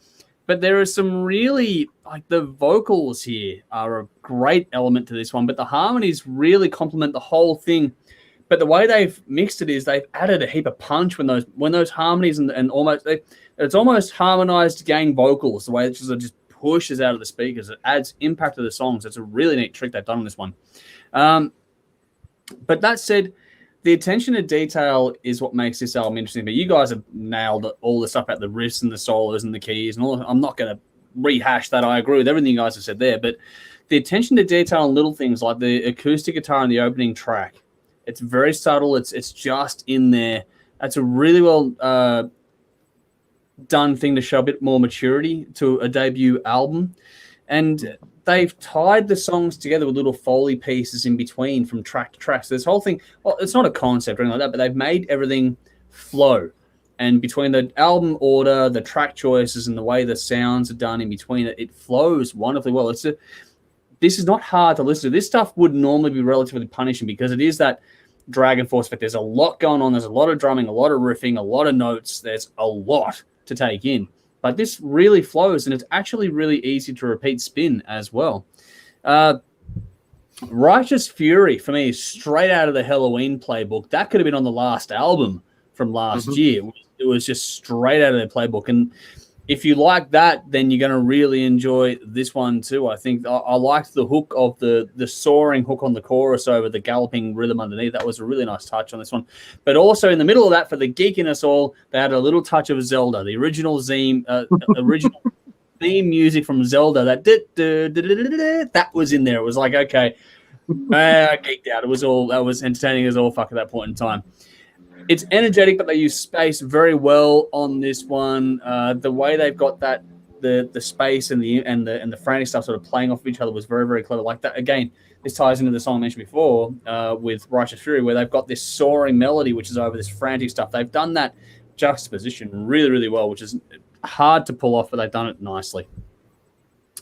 I liked how they used the keys and the synth on this one to not only fill sound out, but also, like Dave mentioned, to have solos and dual solos and battle trade-offs and that sort of stuff. Like that was a really neat trick, and it showed a lot of chops there too, which is a nice touch. And the way they blended all the frequencies in this, there is a lot going on, but the way they did it was just so well done. If you want, to hear things that are balanced and laid in, that's really, really busy at the same time, this is now on the listener. They've done a really good job of getting it right without it being clipped or crunched. You've got headroom. You can hear everything going on. Sounds great to listen to. And the vocals just sit just right at the front, just there. It's really well balanced. Hard to do, but they've done it very, very well. To me, this puts me in mind overall of a balance between Europe and Halloween. It's somewhere between those two bands. You've got the best of both worlds in that regard. It's up-tempo. I do wonder if they could have used some more album dynamics to sort of help it flow a bit more, but it does work overall. It's a very small critique I'm giving it there.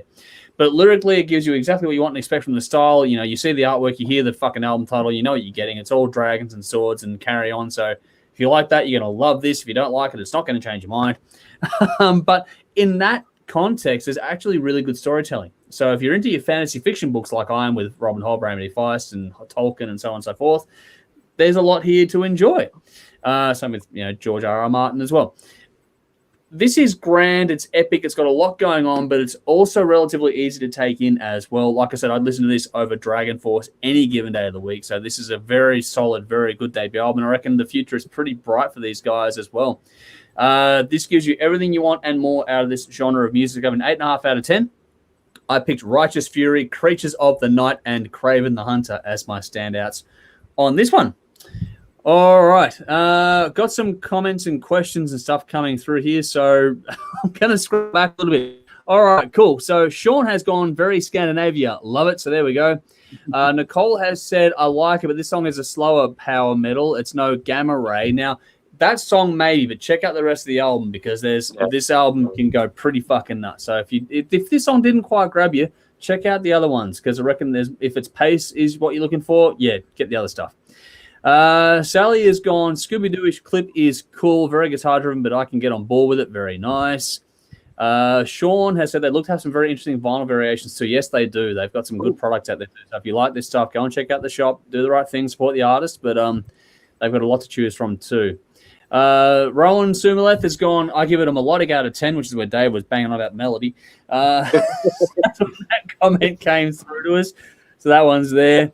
BP, I'll get to your question in a moment. Just want to finish off this little bit here too. So Conrad's gone, I like my metal inspired by the likes of Conan the Barbarian, Manowar, Dio, Priest, Maiden, Blind Guardian, Halloween, etc. So you're going to like this one, I reckon. Andrew Marshall, good to see you, buddy. He's gone, just saying hi between sets at the Gershwin Room.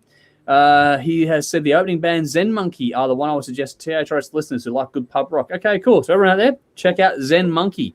I recall the name. I can't recall if I've done something on that band before, but I recall the name. Got to check him out.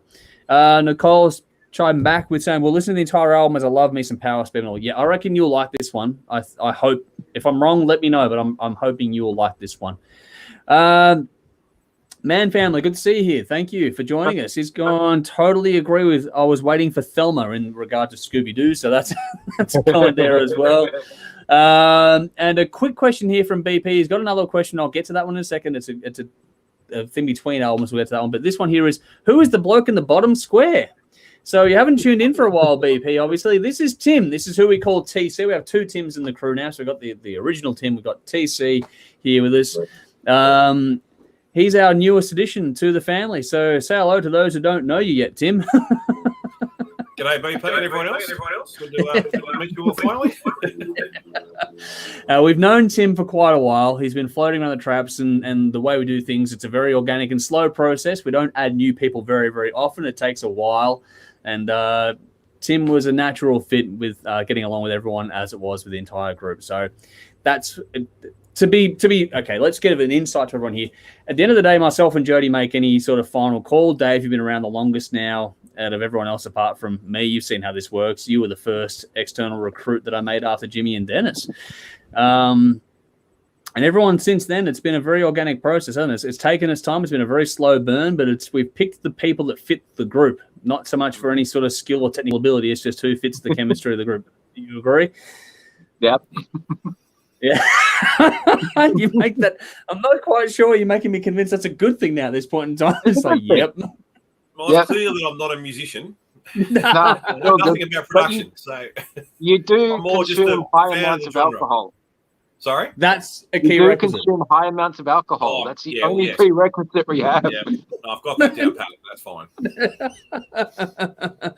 So there we go. This is our newest addition to the family, Tim. Like I said, we've known him for a while behind the scenes, but it was a natural progression that we sort of figured we'd get him in here, and we usually throw people in the deep end, and if they swim, they get a nod. If they sink, well, then, you know, we haven't had anyone sink yet, so we picked pretty well. All right, here's a question from before that. Before we get to the quote-unquote main event for the evening, let's get to the question from BP before. Who do you boys like better, Maiden or Sabbath? Now, this is a tough one. Question without notice. Who do you like better, Maiden or Sabbath? Anyone want to go first, or am I going to throw someone to the deep end? I don't want to go at all. That's fucking hard. I've never thought about it. I probably listen to Maiden more, so I'm probably a bigger fan of Maiden than Sabbath. So yeah, if I had to choose, I'd probably go Maiden. Okay. Dave, if you have to choose. Fuck. Fucking painful. Dead space is bad space on the live stream, man. Yeah. No, I'm going to have to lead towards Maiden. Only just. Man, that's hard. Okay. Probably because, and I can get away with it because Maiden have the most consistent career. I think of Sabbath, I think Ozzy and Dio. I like some Tony Martin stuff, but there was a wilderness period before they got it back together. So I think Maiden overall have the most impressive career. But musically, they're both fucking amazing. So I'm going with Maiden. All right. Well, I'll be the black sheep. I'm going to go with Sabbath. Why? Okay, so for me, I love both bands. This is fucking impossible to choose. But if I had to choose, one, I think Sabbath's impact in history is greater. But two, I think that overall, it was interesting how, I mean, Dave, you're a stickler for things, so you like a lot of things where you think they have a better overall career. I'd argue the Black Sabbath probably do. Even the stuff with Ian Gillan wasn't bad. The stuff with Tony Martin, I thought there's some great stuff with Tony Martin. It's been severely over. And Dio, between Dio and Ozzy, you've got a collection each way. Like, I just think, and the offshoots. So Geezer's projects, Ozzy's solo career, Dio solo career. So the offshoots of this band, what they've done versus what you had. Dickinson's solo career, which is pretty good, but it's not as good as Halford's, for example. And you've got Steve Harris' solo albums, which we won't talk about those ones, and not a lot else. You know what I mean? So I just think that overall that the family tree of Sabbath is more impactful too for mine. So I'm going to go with that one. There we go. So you got 2 versus 1 on the odd one out, but that's what we got there. So let's see how we go with we got some comments here too, which is nice. Quickly here, so Dean's gone, great to see Tim back. You're going to see everyone sort of filtering back in as the year goes on because everyone's got different schedules. So we hit a point where it's like, we've got to get things going. We've got to get things moving again. So we'll start with who we got. And Tim actually jumped in last minute because you had a cancellation of a previously booked engagement tonight. Oh, thank God. Thank God. I'm not going to tell him what it was. You can if you want, but I'm not going to spill the beans. Yeah, I'll tell him. Oh. Yeah. Bloody family photos, guys. Or anything worse in life. I hate having my photo taken at the best of times. And, mate, not for me. So it'll still happen next week sometime. So I haven't avoided it. But, fuck, man. So there you go. Will, sorry, go on. Yeah, no, that's it. No, I'm glad it got cancelled tonight. That's all I know.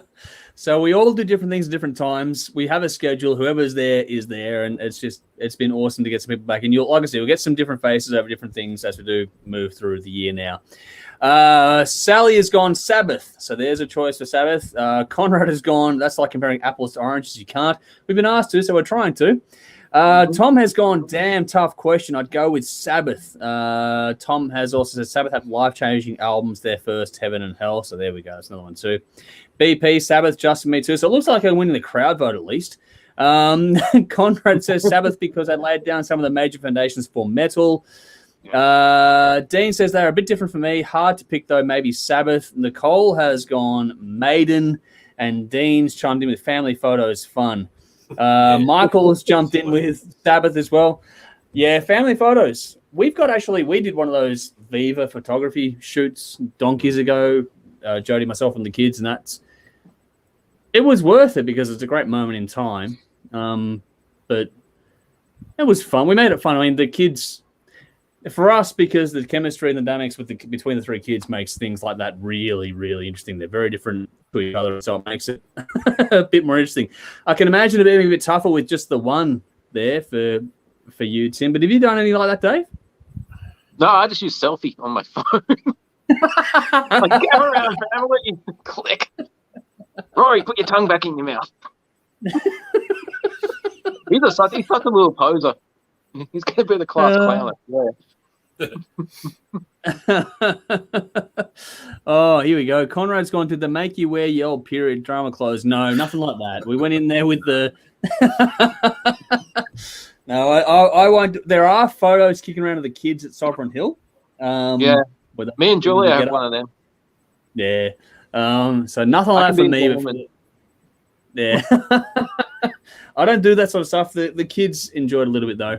But no, none of that for me. For our photo shoot, it was all just, black pants, white tops, and it was all black and white photography, so it worked out all right in the end.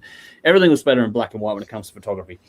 And Sally has gone, oh shit, Tim, this is a much better way to spend the night. So photos, nope. I think we're all in agreement.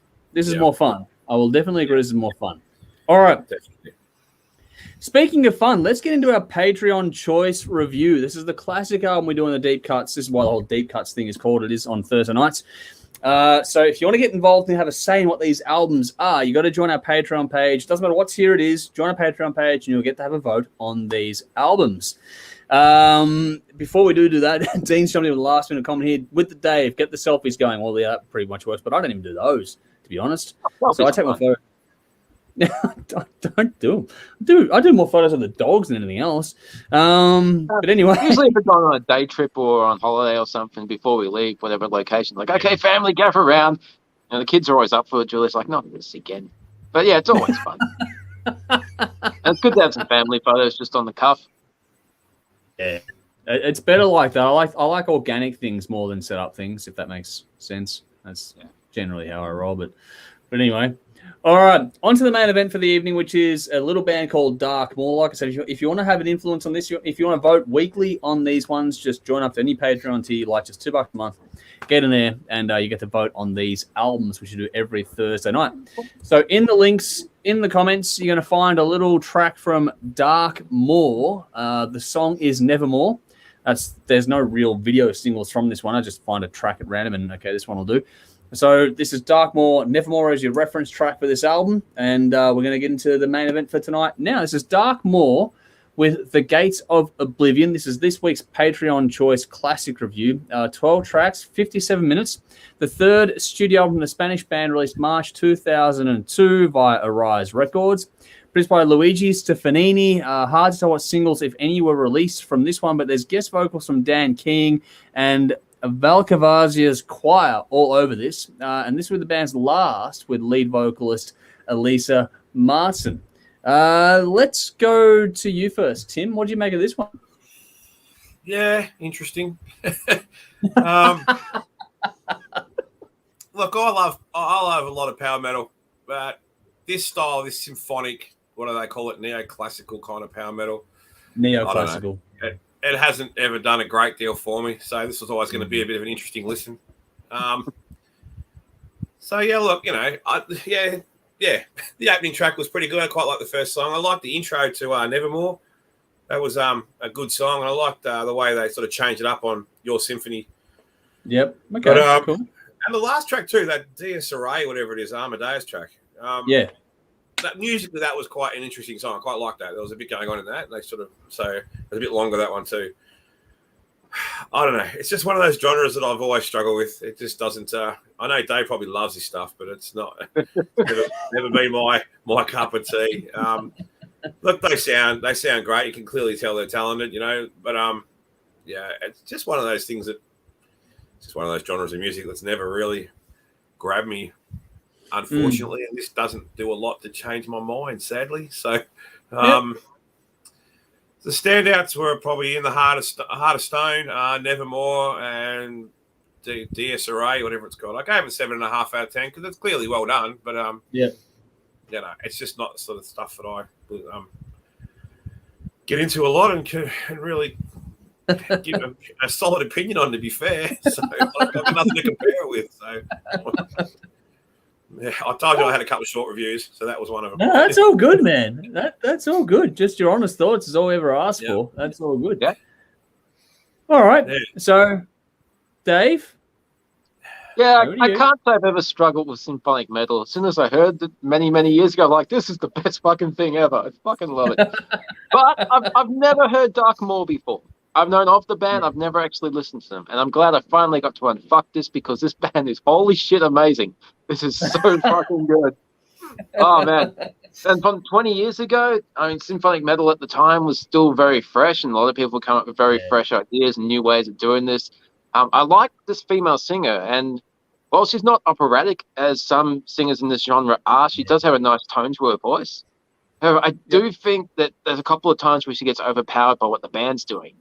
It could be a production problem, or it could just be because there is so much going on musically that an operatic singer with a more powerful voice is probably more suited to music like this. It was cool to hear a different vocal style on top of this to what I would usually hear.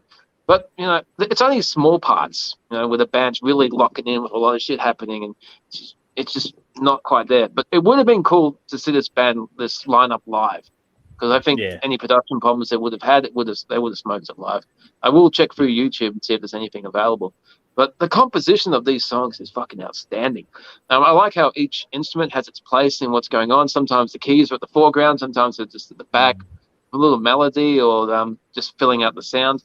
There's a lot of times in this genre, when the keys are in the back, they just like hold a whole note chord for like the duration. In this, a lot of the time there's a melody going on, or they're just using single notes rather than a full chord. I thought that was very cool. Nightwish used to do stuff on their earlier stuff, and this reminded me a lot of their earlier stuff as well. These guitar riffs are awesome, the harmonies are awesome, and the music is just filled with power, energy, dynamics, and emotion. It's not all bombastic, which is cool. There's some mellow and beautiful moments. The start of Starsmaker and Nevermore have some more mellow stuff. And there's a couple of instrumental pieces. There's 3 different little sections going into the next song, which breaks the album up and gives a good flow. And there's also one ballad, Your Symphony, which once again just breaks it all up. It's old school album craft. So you got longer songs, but you got the little instrumentals, you got a ballad. It makes it just a really easy listen. I do consume a lot of music these days, in the last few years actually. So I've developed this habit of, once I listen to an album a few times, I just flick through it and listen to the first 10 seconds just to see if they've got diversity, if each song is slightly different, or if they're just relying too heavily on samples to set a mood. But flicking through the first 10 seconds, this is just engaging in their first second. You want to listen to all these songs. Nice. And I mentioned that some of it reminded me of Nightwish, especially if you're a big fan of Nightwish like I am. Oceanborn and Wishmaster, those two where they were just strictly power metal before they moved into some of the other stuff. A lot of the tones and the keys are very similar to what's on here. And there were moments in the riffs that reminded me of Dream Theater. So when you add Dream Theater to fucking Nightwish, I'm like, holy shit, 2 of my favorites. Yeah. As Tim mentioned, it closes with a really long epic song. It's 11 minutes. To me, that was probably the least engaging song on the album. I'm not really sure why that was, but maybe I was just, I don't know. I don't have a reason for this, but this is good, but not as good as the rest of the album. When you're thinking of an 11-minute song, you want something fucking outstanding to close your album with. And it was good. It wasn't outstanding. The rest of the album was. Okay. You know, around this time, I did some research on this band because I didn't know much about them. They did cover the Halloween song Halloween, their 13-minute epic classic, which I fucking love. I've been trying to learn how to play it. And their cover is really well done. The solos are pretty much spot on. They did alter the main riff, which I was a bit like, what, really? Okay. and just a little bit of like ominous chanting at the start, which I thought was a cool idea. And it was cool to hear a female vocalist on this song. It's not Michael Kiske, but it's just cool to hear a different version. So definitely a good band. It's a shame that they disbanded and got new lineups, and some went off to form another band, but they've been through the ringer. But yeah, if you like your symphonic metal, this is definitely worth checking out. I guess 8 out of 10. A New World, Nevermore, Starsmaker, and By the Strange Path of Destiny were my standouts. Okay, cool. Now, this is where it's going to be interesting because I enjoyed this one, but the reasons for me enjoying it, because Dave went into the whole technical side of things and Dream Theater and this and that. That's your entry point. Mine is where Tim went wrong with it. Mine is the classical music, the classical influence. I grew up on classical music. So I grew up on Mozart, Beethoven, Bach, all those things. So for me, THRS at the end of the album is like, I know this. It's a nice Mozart track. And so that was my entry point. You get to that, it's like, okay, they're going in that direction, and then you start to go back through the gears of it after that. This is one of those ones where if you like neoclassical or any classical, the whole thing about people say metal is, classical music on with amplifiers or on speedwork, and that kind of applies to this one. Now, before I get to that though, when Dave shared this one on his personal page earlier tonight, the episode we're going to do, he put a comment saying he reckons there's a million notes in these albums that we've talked about tonight. I reckon over half of them are in this album alone. There is a lot. There is a lot. I said there's a lot going before in Power Paladin. There's even more going on in this one. This is off the fucking wall. Sorry, I got a fucking one nostril is on the run. It's driving me fucking nuts right now. Now, this is actually a fitting closer for tonight's episode. There's plenty of melody in this one. This is frantic power metal, but there's a lot of classical influences in this one, which is where I really enjoyed it. Drums, keys, guitar all go off on this one, which in a lot of ways highlights. I enjoyed how Power Paladin had the stable or drawn out sustained notes. This one does it even better than that, I reckon. This one has some really.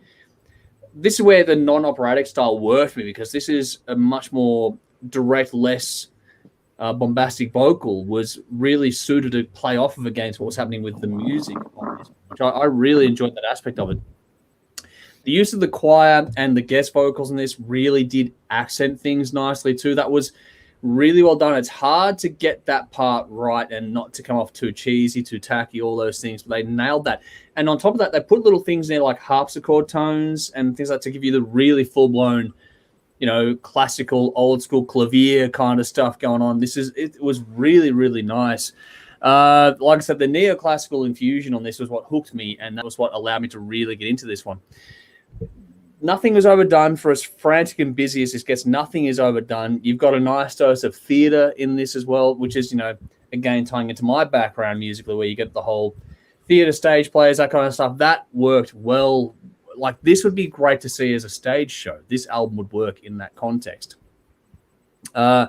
Gates of Oblivion, Mist in the Twilight, The Citadel of the Light. They're three little instrumental interludes, and they work so well on this album to break things up. The album flow is on point. The way they do gear change from song to song, but also those little musical things that are like, anywhere between sort of 50 seconds to a minute and a half long, they really do break things up, because it just takes all the heat out of it and just sort of gives you room to breathe. Then you come back in for the next little stanza. Track order is well thought out in that regard. This is really easy. For how many notes there is in this, I thought I'd be very fatigued. I wasn't. This is another one that's really easy to repeat spin. It's funny, though, Dave, that you mentioned Your Symphony being one that was a better choice. I thought that was probably the one you could have cut from this record, to be honest. It's a nice track. I think it's well done. I just don't think it's their strongest one on here. And if I was going to... It's a welcome change of pace overall, but the bonus tracks you get on this edition that we've got on Spotify today, I think there's some in there that are better suited to the album than to what was on the album with this track. I don't know. I did enjoy it, but it just didn't quite... I wasn't sold in the conviction on that one. That was the only one. I was just not entirely convinced it belonged on the record. It's a good track, just not quite sure. There's a lot of flash in this, probably more than I would normally enjoy, but I enjoyed it here anyway. I think the mix is fantastic. I mentioned before about the choir. There's some male vocals that come in along with the female lead vocal. You've got the harpsichord effects and a lot of stuff going on. There's a lot. Again, I use that word a lot in this review, but there is that much going on. And to get that balance right is another tricky one to do, and they've got it. You can hear everything perfectly. Now, Dave mentioned the vocals are back a bit. I didn't mind that. I thought that was a nice touch on this one, because it allowed... When she wanted to get powerful, she could project and go through. Yes, Rowan, there are bonus tracks. Sorry, no comment. But there's some really cool... I liked where she sat in the mix, because I thought she was strong enough to just be there and become... it might be me because of my background, and I've seen this stuff performed live. And so you got the big orchestra going on, you got a big choir, you got the lead, sopranos and that sort of stuff going on, and it's never really out front. It's just enough to sort of just cut through, and that's what this one does. Yes, the other stuff pushes through, but it felt like a natural, organic thing to me. It didn't feel like a a disappointing aspect. I thought it was organic, and I thought it worked well, actually, having this push and pull between the vocals, the guitars, the keys, and all this sort of stuff going on. I thought it was really well done. The closing track is built around the Mozart PSD as array. That's really well done. That was the icing on the cake for this one for me. And there are bonus tracks, like I was saying before, on the Spotify listen that we've got today, which I thought that was... Some of those were better on the album than what you got with things like Your Symphony. So, they do stretch the listen out, but they are worth it. The only one that might not be worth it is the orchestral version of THRS. I don't know if you quite need that one, but the other two tracks that are originals, they are well worth the time checking out. It's not an all-day, everyday kind of a listen, but it's well done, worth checking out. I had no idea about this band at all until tonight, so this is well worth checking out, and I would be curious to go and check out more of what they've done. I think they've got a male vocalist more recently, but yeah, they do. Be curious to see how things are going with the band and just see what they've done before and after this one too. I'm very curious now, but this is very well done. 8.5 out of 10 from me. I picked Nevermore by The Strange Path of Destiny and Dies Irae as my standouts on this one. Got some comments. I will go through those right about now. So Rowan has gone, love this album, 10 out of 10, which is awesome to see. He also mentioned the comment there, Dave. They did a great cover of Halloween's Halloween around the same time as this album, which has been covered off by you beautifully. He also adds Elisa C. Martin was great in this album. She also did a fantastic album with Fairyland called Of Wars in Assyria, I think it is. So okay, cool. Have to go. I like her vocal. I like her tone. I reckon it's really nice. And he's replied, wait, there are bonus tracks. Check it out on Spotify. Find on Spotify, there's 3 tracks tacked on to the end of this one. And there's like a Japanese version. There's a few versions of this one around as well. So go and check those out. There's still more comments. That was just one.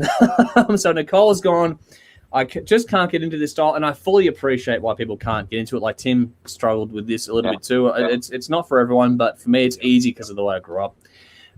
Sally's another one, not for me. I got 20 seconds in and went cross-eyed. It's Dave's things for sure, or yours, Dave. So there we go.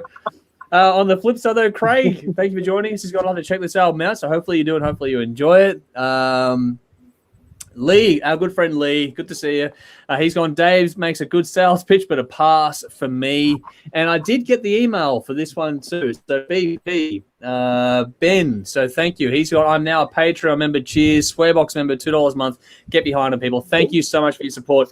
Every little bit really does add up. I'm incredibly grateful for that. We're all volunteers here. So every bit really does help to get more done. So thank you so much for your support. Nicole has chimed in with, yes, musical theatre. It is very much like musical theatre, this one. And Sumaleth Rowan has gone, I've been listening to Dark Moor since this album. No bad album, some really good ones. Okay, cool. Willing to check out more for sure.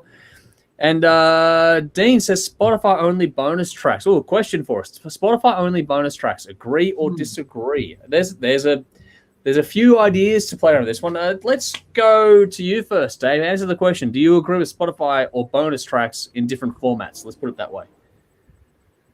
Asked me a couple of years ago, I would have said no. Because I like CDs. I like having everything I can possibly attain from a band, bootlegs, everything. I like being able to hold that. But the more I use Spotify, the less I'm buying CDs, to be honest, just because a lot of the stuff is really hard to get unless you want to pay a ridiculous fucking import fee. So if I can't get CDs and I have to rely on Spotify, it would be cool to have bonus tracks. So, I'm at the point where I'll take what I can get. So if it gets people listening to music, I'm not going to complain about that. And bands want to release like some demo versions or B-sides or live tracks on Spotify, then yeah, cool. I mean, I'm sure the hackers will figure out ways to download it anyway. Yeah, pretty much. What about you, Tim? Question without notice. What do you think of that? Yeah, I'm all for them now. Bit similar to Dave. I used to hate back in the day. You'd race out and buy a CD from your favourite band the minute they drop it. And then 2 months later, they bring out like a limited edition with bonus tracks and live. You go, why isn't that the first thing you drop? And then wait till later, So I figure they missed out before. So if they're going to put them on Spotify now for free, I'll take them now. So I'm all for it now if they're on there. Yep. Go on. Yeah, no, I'm all for it. Plus, there's some interesting stuff there. There's some really cool bonus tracks on some albums. So I like them. I think it's a good way to complete collections for fans to listen to things. What I would argue is that bands like the Ugly Kings, a Melbourne band, they do a really good thing where they have certain tracks only on vinyl, which is a very smart trick. I think eventually it'll probably go to Spotify, but it ups the value of the pressing kind of thing. So having a physical copy where you can only get this physical track on this particular product is smart. It makes each individual thing a collector piece, if that makes sense. So I think in terms of that, I believe that putting a bonus track on a vinyl is a hard medium because it chews up headroom and production sound capacity and stuff. But today we're better at it than we used to be. But yeah, if you're willing to do it, I think that's a good way to start it, and then you can release like a little digital EP kind of thing. But then I think that if you have it on a physical copy versus it adds something really, really important to that particular piece of physical ownership and to the collector's side of things there, if you're good enough to do it. When it comes to having digital like demos and that on Spotify, by all means, fucking go for it. And I think eventually, yes, do release those tracks on Spotify or whatever platform as well. I just think that having it physically available only on a particular album or whatever else is a neat way to do things as well. So there's a bit of back and forth in that one. So I don't think there's a cut and dried answer to that, but no, I'm not opposed to it either way. Whatever helps the band get stuff out there, because a lot of bands now are leaning into EPs and singles versus full-blown albums as well to get stuff out there. Like bands like Red Hook, for example, they get their streaming way up there. They're paying for the band itself via streaming revenue without having to dip into their own pocket. And that's all done by just releasing singles on YouTube and Spotify all the time. So, there's no wrong answer to this anymore. It's just there's a few ways to go about looking at it, and you do what feels right for you at the end of the day. Got some comments on that one too, which is a nice one here. So Tom has jumped in saying Amazon used to do it. I like the idea. So there's people that are for it, which is good. Dean, on the flip side, I'm a physical copies guy myself, but Spotify is the man for more content, but I'll always be a physical copies guy. It's part and parcel. Cheers for your answers, lads. Also thinking my band in the future. Yes, you are, and always, and I will get some thoughts. I'll have to have like a phone call with you or something at some point, mate. Nicole says, I'll pay stupid prices for my must-haves, i.e. Maiden, Saxon, Halloween. Some people do that as well. That's very, very true, and that's vinyl. She's saying not CDs. Rowan says, bonus track should be compiled into a self-contained album release at some point. I like that idea too. Yeah, I do like that a lot. Michael says, when it comes to physical copies, I tend to buy vinyl over CDs these days and use Spotify most of the time when not near a record player. So if a CD came out with a bonus track that Spotify or vinyl didn't have, then I definitely consider buying CDs in that case. And this is where it all gets to be a bit of a fun and games back and forth kind of thing. So there's a lot of different ways to look at this one. Random question from Ben here. Who has the longer hair, Dave or Andrew? This is a tough one. Not me. No, well, not Tim. How long is yours now, Dave? I think you win. I might have you because mine's curly. Yours is straight. Mine's getting down to the small of my back these days. You can't tell with it being like this, but when it's wet or straightened, it goes a long way, a further way down than you might think it does from looking at it here. So that's why it all gets... I washed it today, hence it's all fucking puffy and frizzy because it's really fine. And there's a lot of it, so, make of that what you will. But there's a few feet of it there. So I might have Dave beat this time around. I think you do. Yeah. Not necessarily quality, but in length. Tim has the longest hair by a long shot. I've got the easiest to look after. What was that? I've got the easiest to look after. Yeah, that's true. I haven't been to a hairdresser for 20 years. It's great. Yeah. I have to have mine long, man. I can't have short hair. Haven't bought shampoo for 20 years either. So.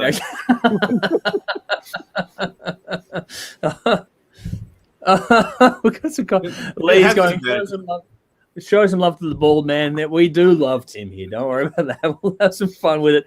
And Conrad 21 asking for pubes. So there we go. I don't know. I'm not sure about that one. We ain't comparing that shit. No, I'm not doing that. We're not that close.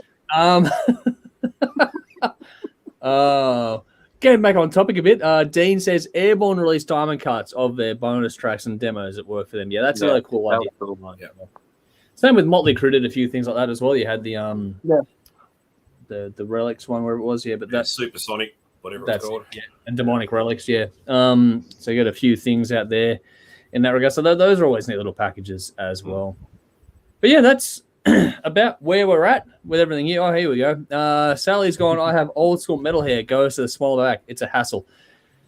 Yeah, it can be, but I'd rather have mine long than short, because short with my hair, when it's sort of curly and wavy and stuff, is just a fucking pain in the ass to manage. I'd rather just have it. So if I need to put it out of the way, I just grab it and tie it back, as opposed to putting fucking a ton of products to make it look even remotely reasonable. First world problems, I know, but yes, there we are. It is, and Tim's sitting there going, "Fuck you guys, fuck you guys, I'm going home." Screw you guys, I'm going home. Oh, fuck, here we go. Dean's gone, who's the best rock metal long hair band ever? What the fuck? Jesus. But that, oh, fuck. Where do you start? No, okay, let's just go with best hair. Best hair, I'm going to go with Sebastian Bach. Yeah. That would have been my choice. Yeah, that's easy.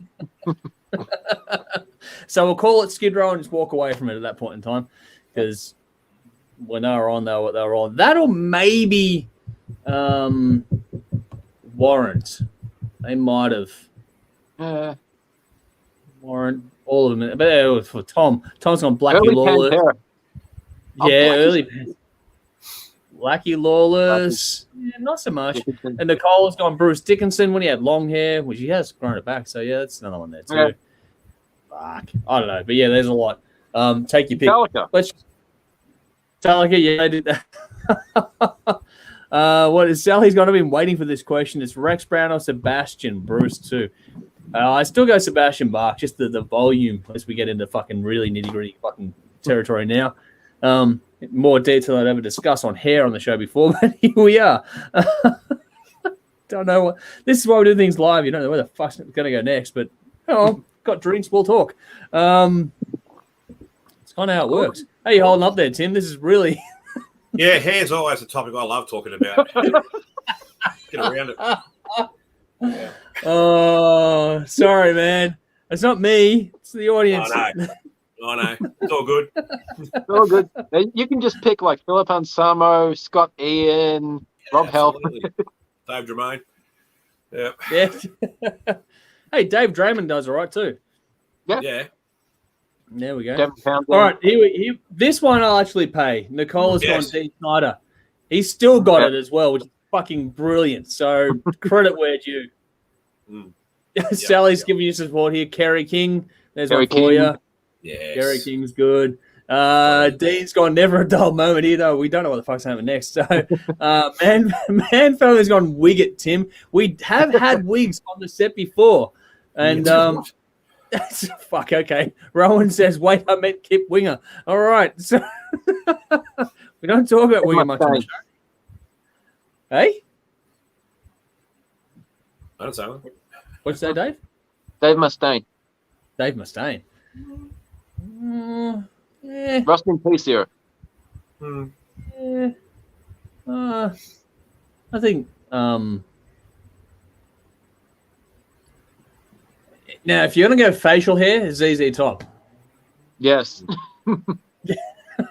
Where's Andrew Marshall? We need him on the beard comparison. But yeah, ZZ Top, you're gonna go beards. All the beards. Has fucking good mane on him. Yeah, Dime Bag was another one too, actually. That's a fair fucking one too, actually. My God, what are we becoming as we go? That's a good night. All right, I'm gonna wrap it up. I think it's time to start winding this one up before we go on for fucking wherever today.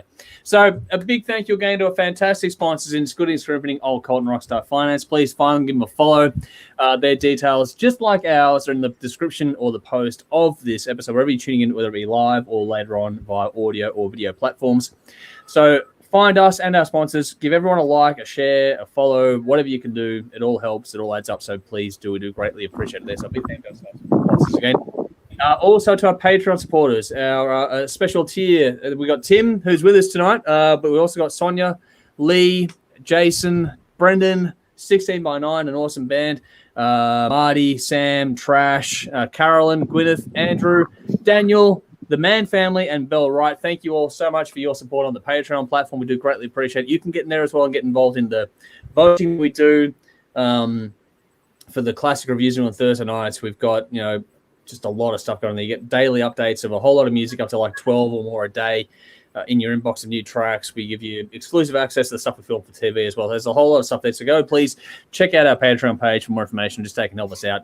Every little bit does add up. We had a new one here tonight. Ben, thank you for jumping in for the $2 swear box contribution. That does add up. That one there is the cheapest one. $2 a month Australian. Fucking dirt cheap. It's like 50 cents a week. If you can spare that, we'd be greatly, greatly appreciative of your support there. And that's that for now.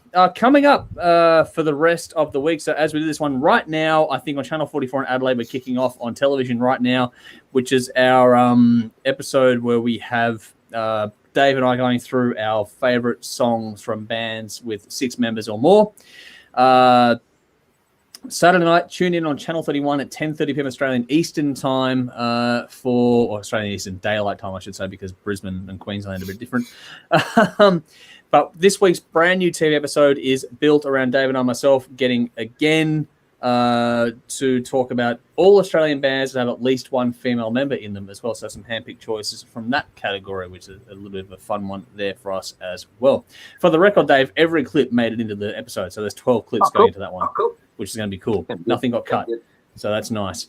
You'd have been happy with last week's as well because we put Estranged into the TV. Awesome. So, there you go. I'm happy. End of the month.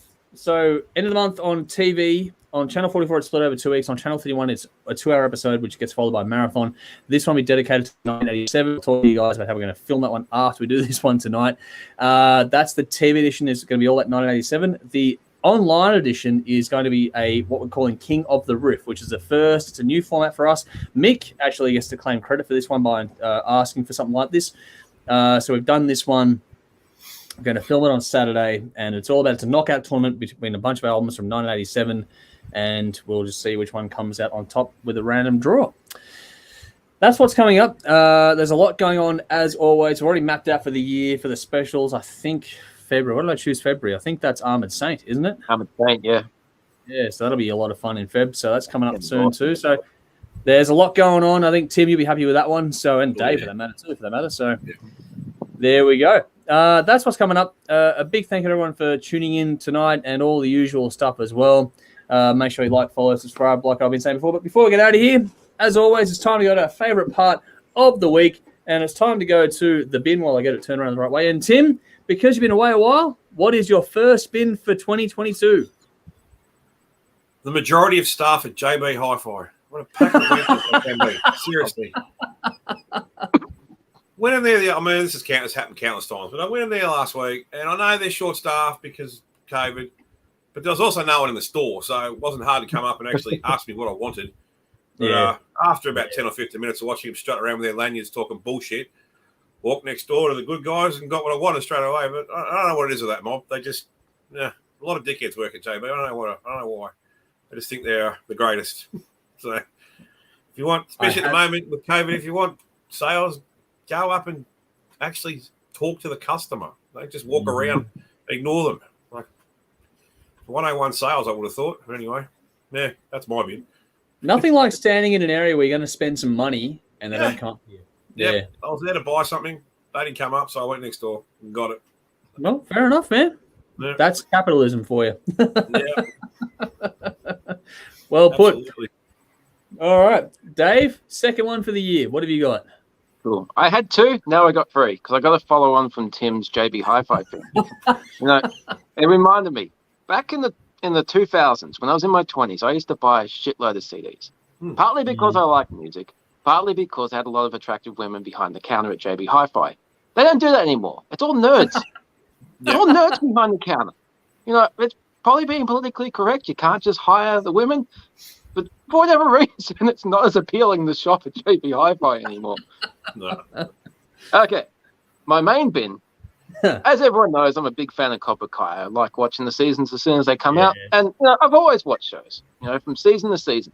Now people have changed their viewing habits, and there are people that like to wait until the show is completely over so they can just binge watch all 7 or 10 seasons, however long it is. That sucks.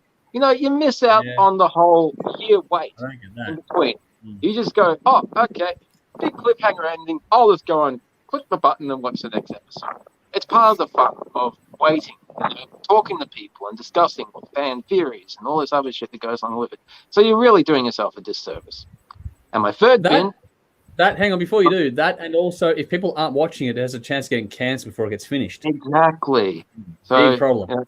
It's cool we can just watch an entire season, but, you can't just wait until it's all over. That's not going to help.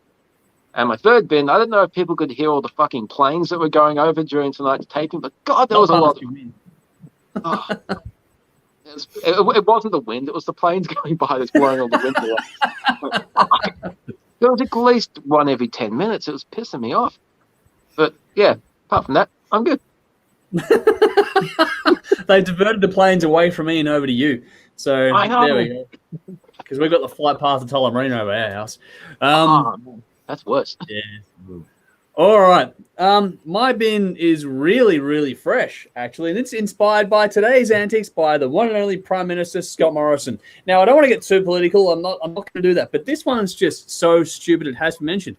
Now, the dickhead today wanted to lower the age of forklift driving from what it is currently to appease the supply chain shortage. Fuck off, you moron. No one asked for it in the industry. No one wanted it. And you've just set yourself up for a massive fail. So getting the bit, I don't like you to begin with, but arguing for fucking 16-year-olds with no driving experience at all to take on forklift loading in a warehouse, fuck off, dropkick.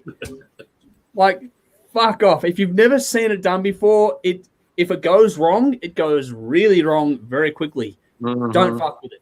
It's actually a skill that takes a bit of time to develop. So, not a good idea.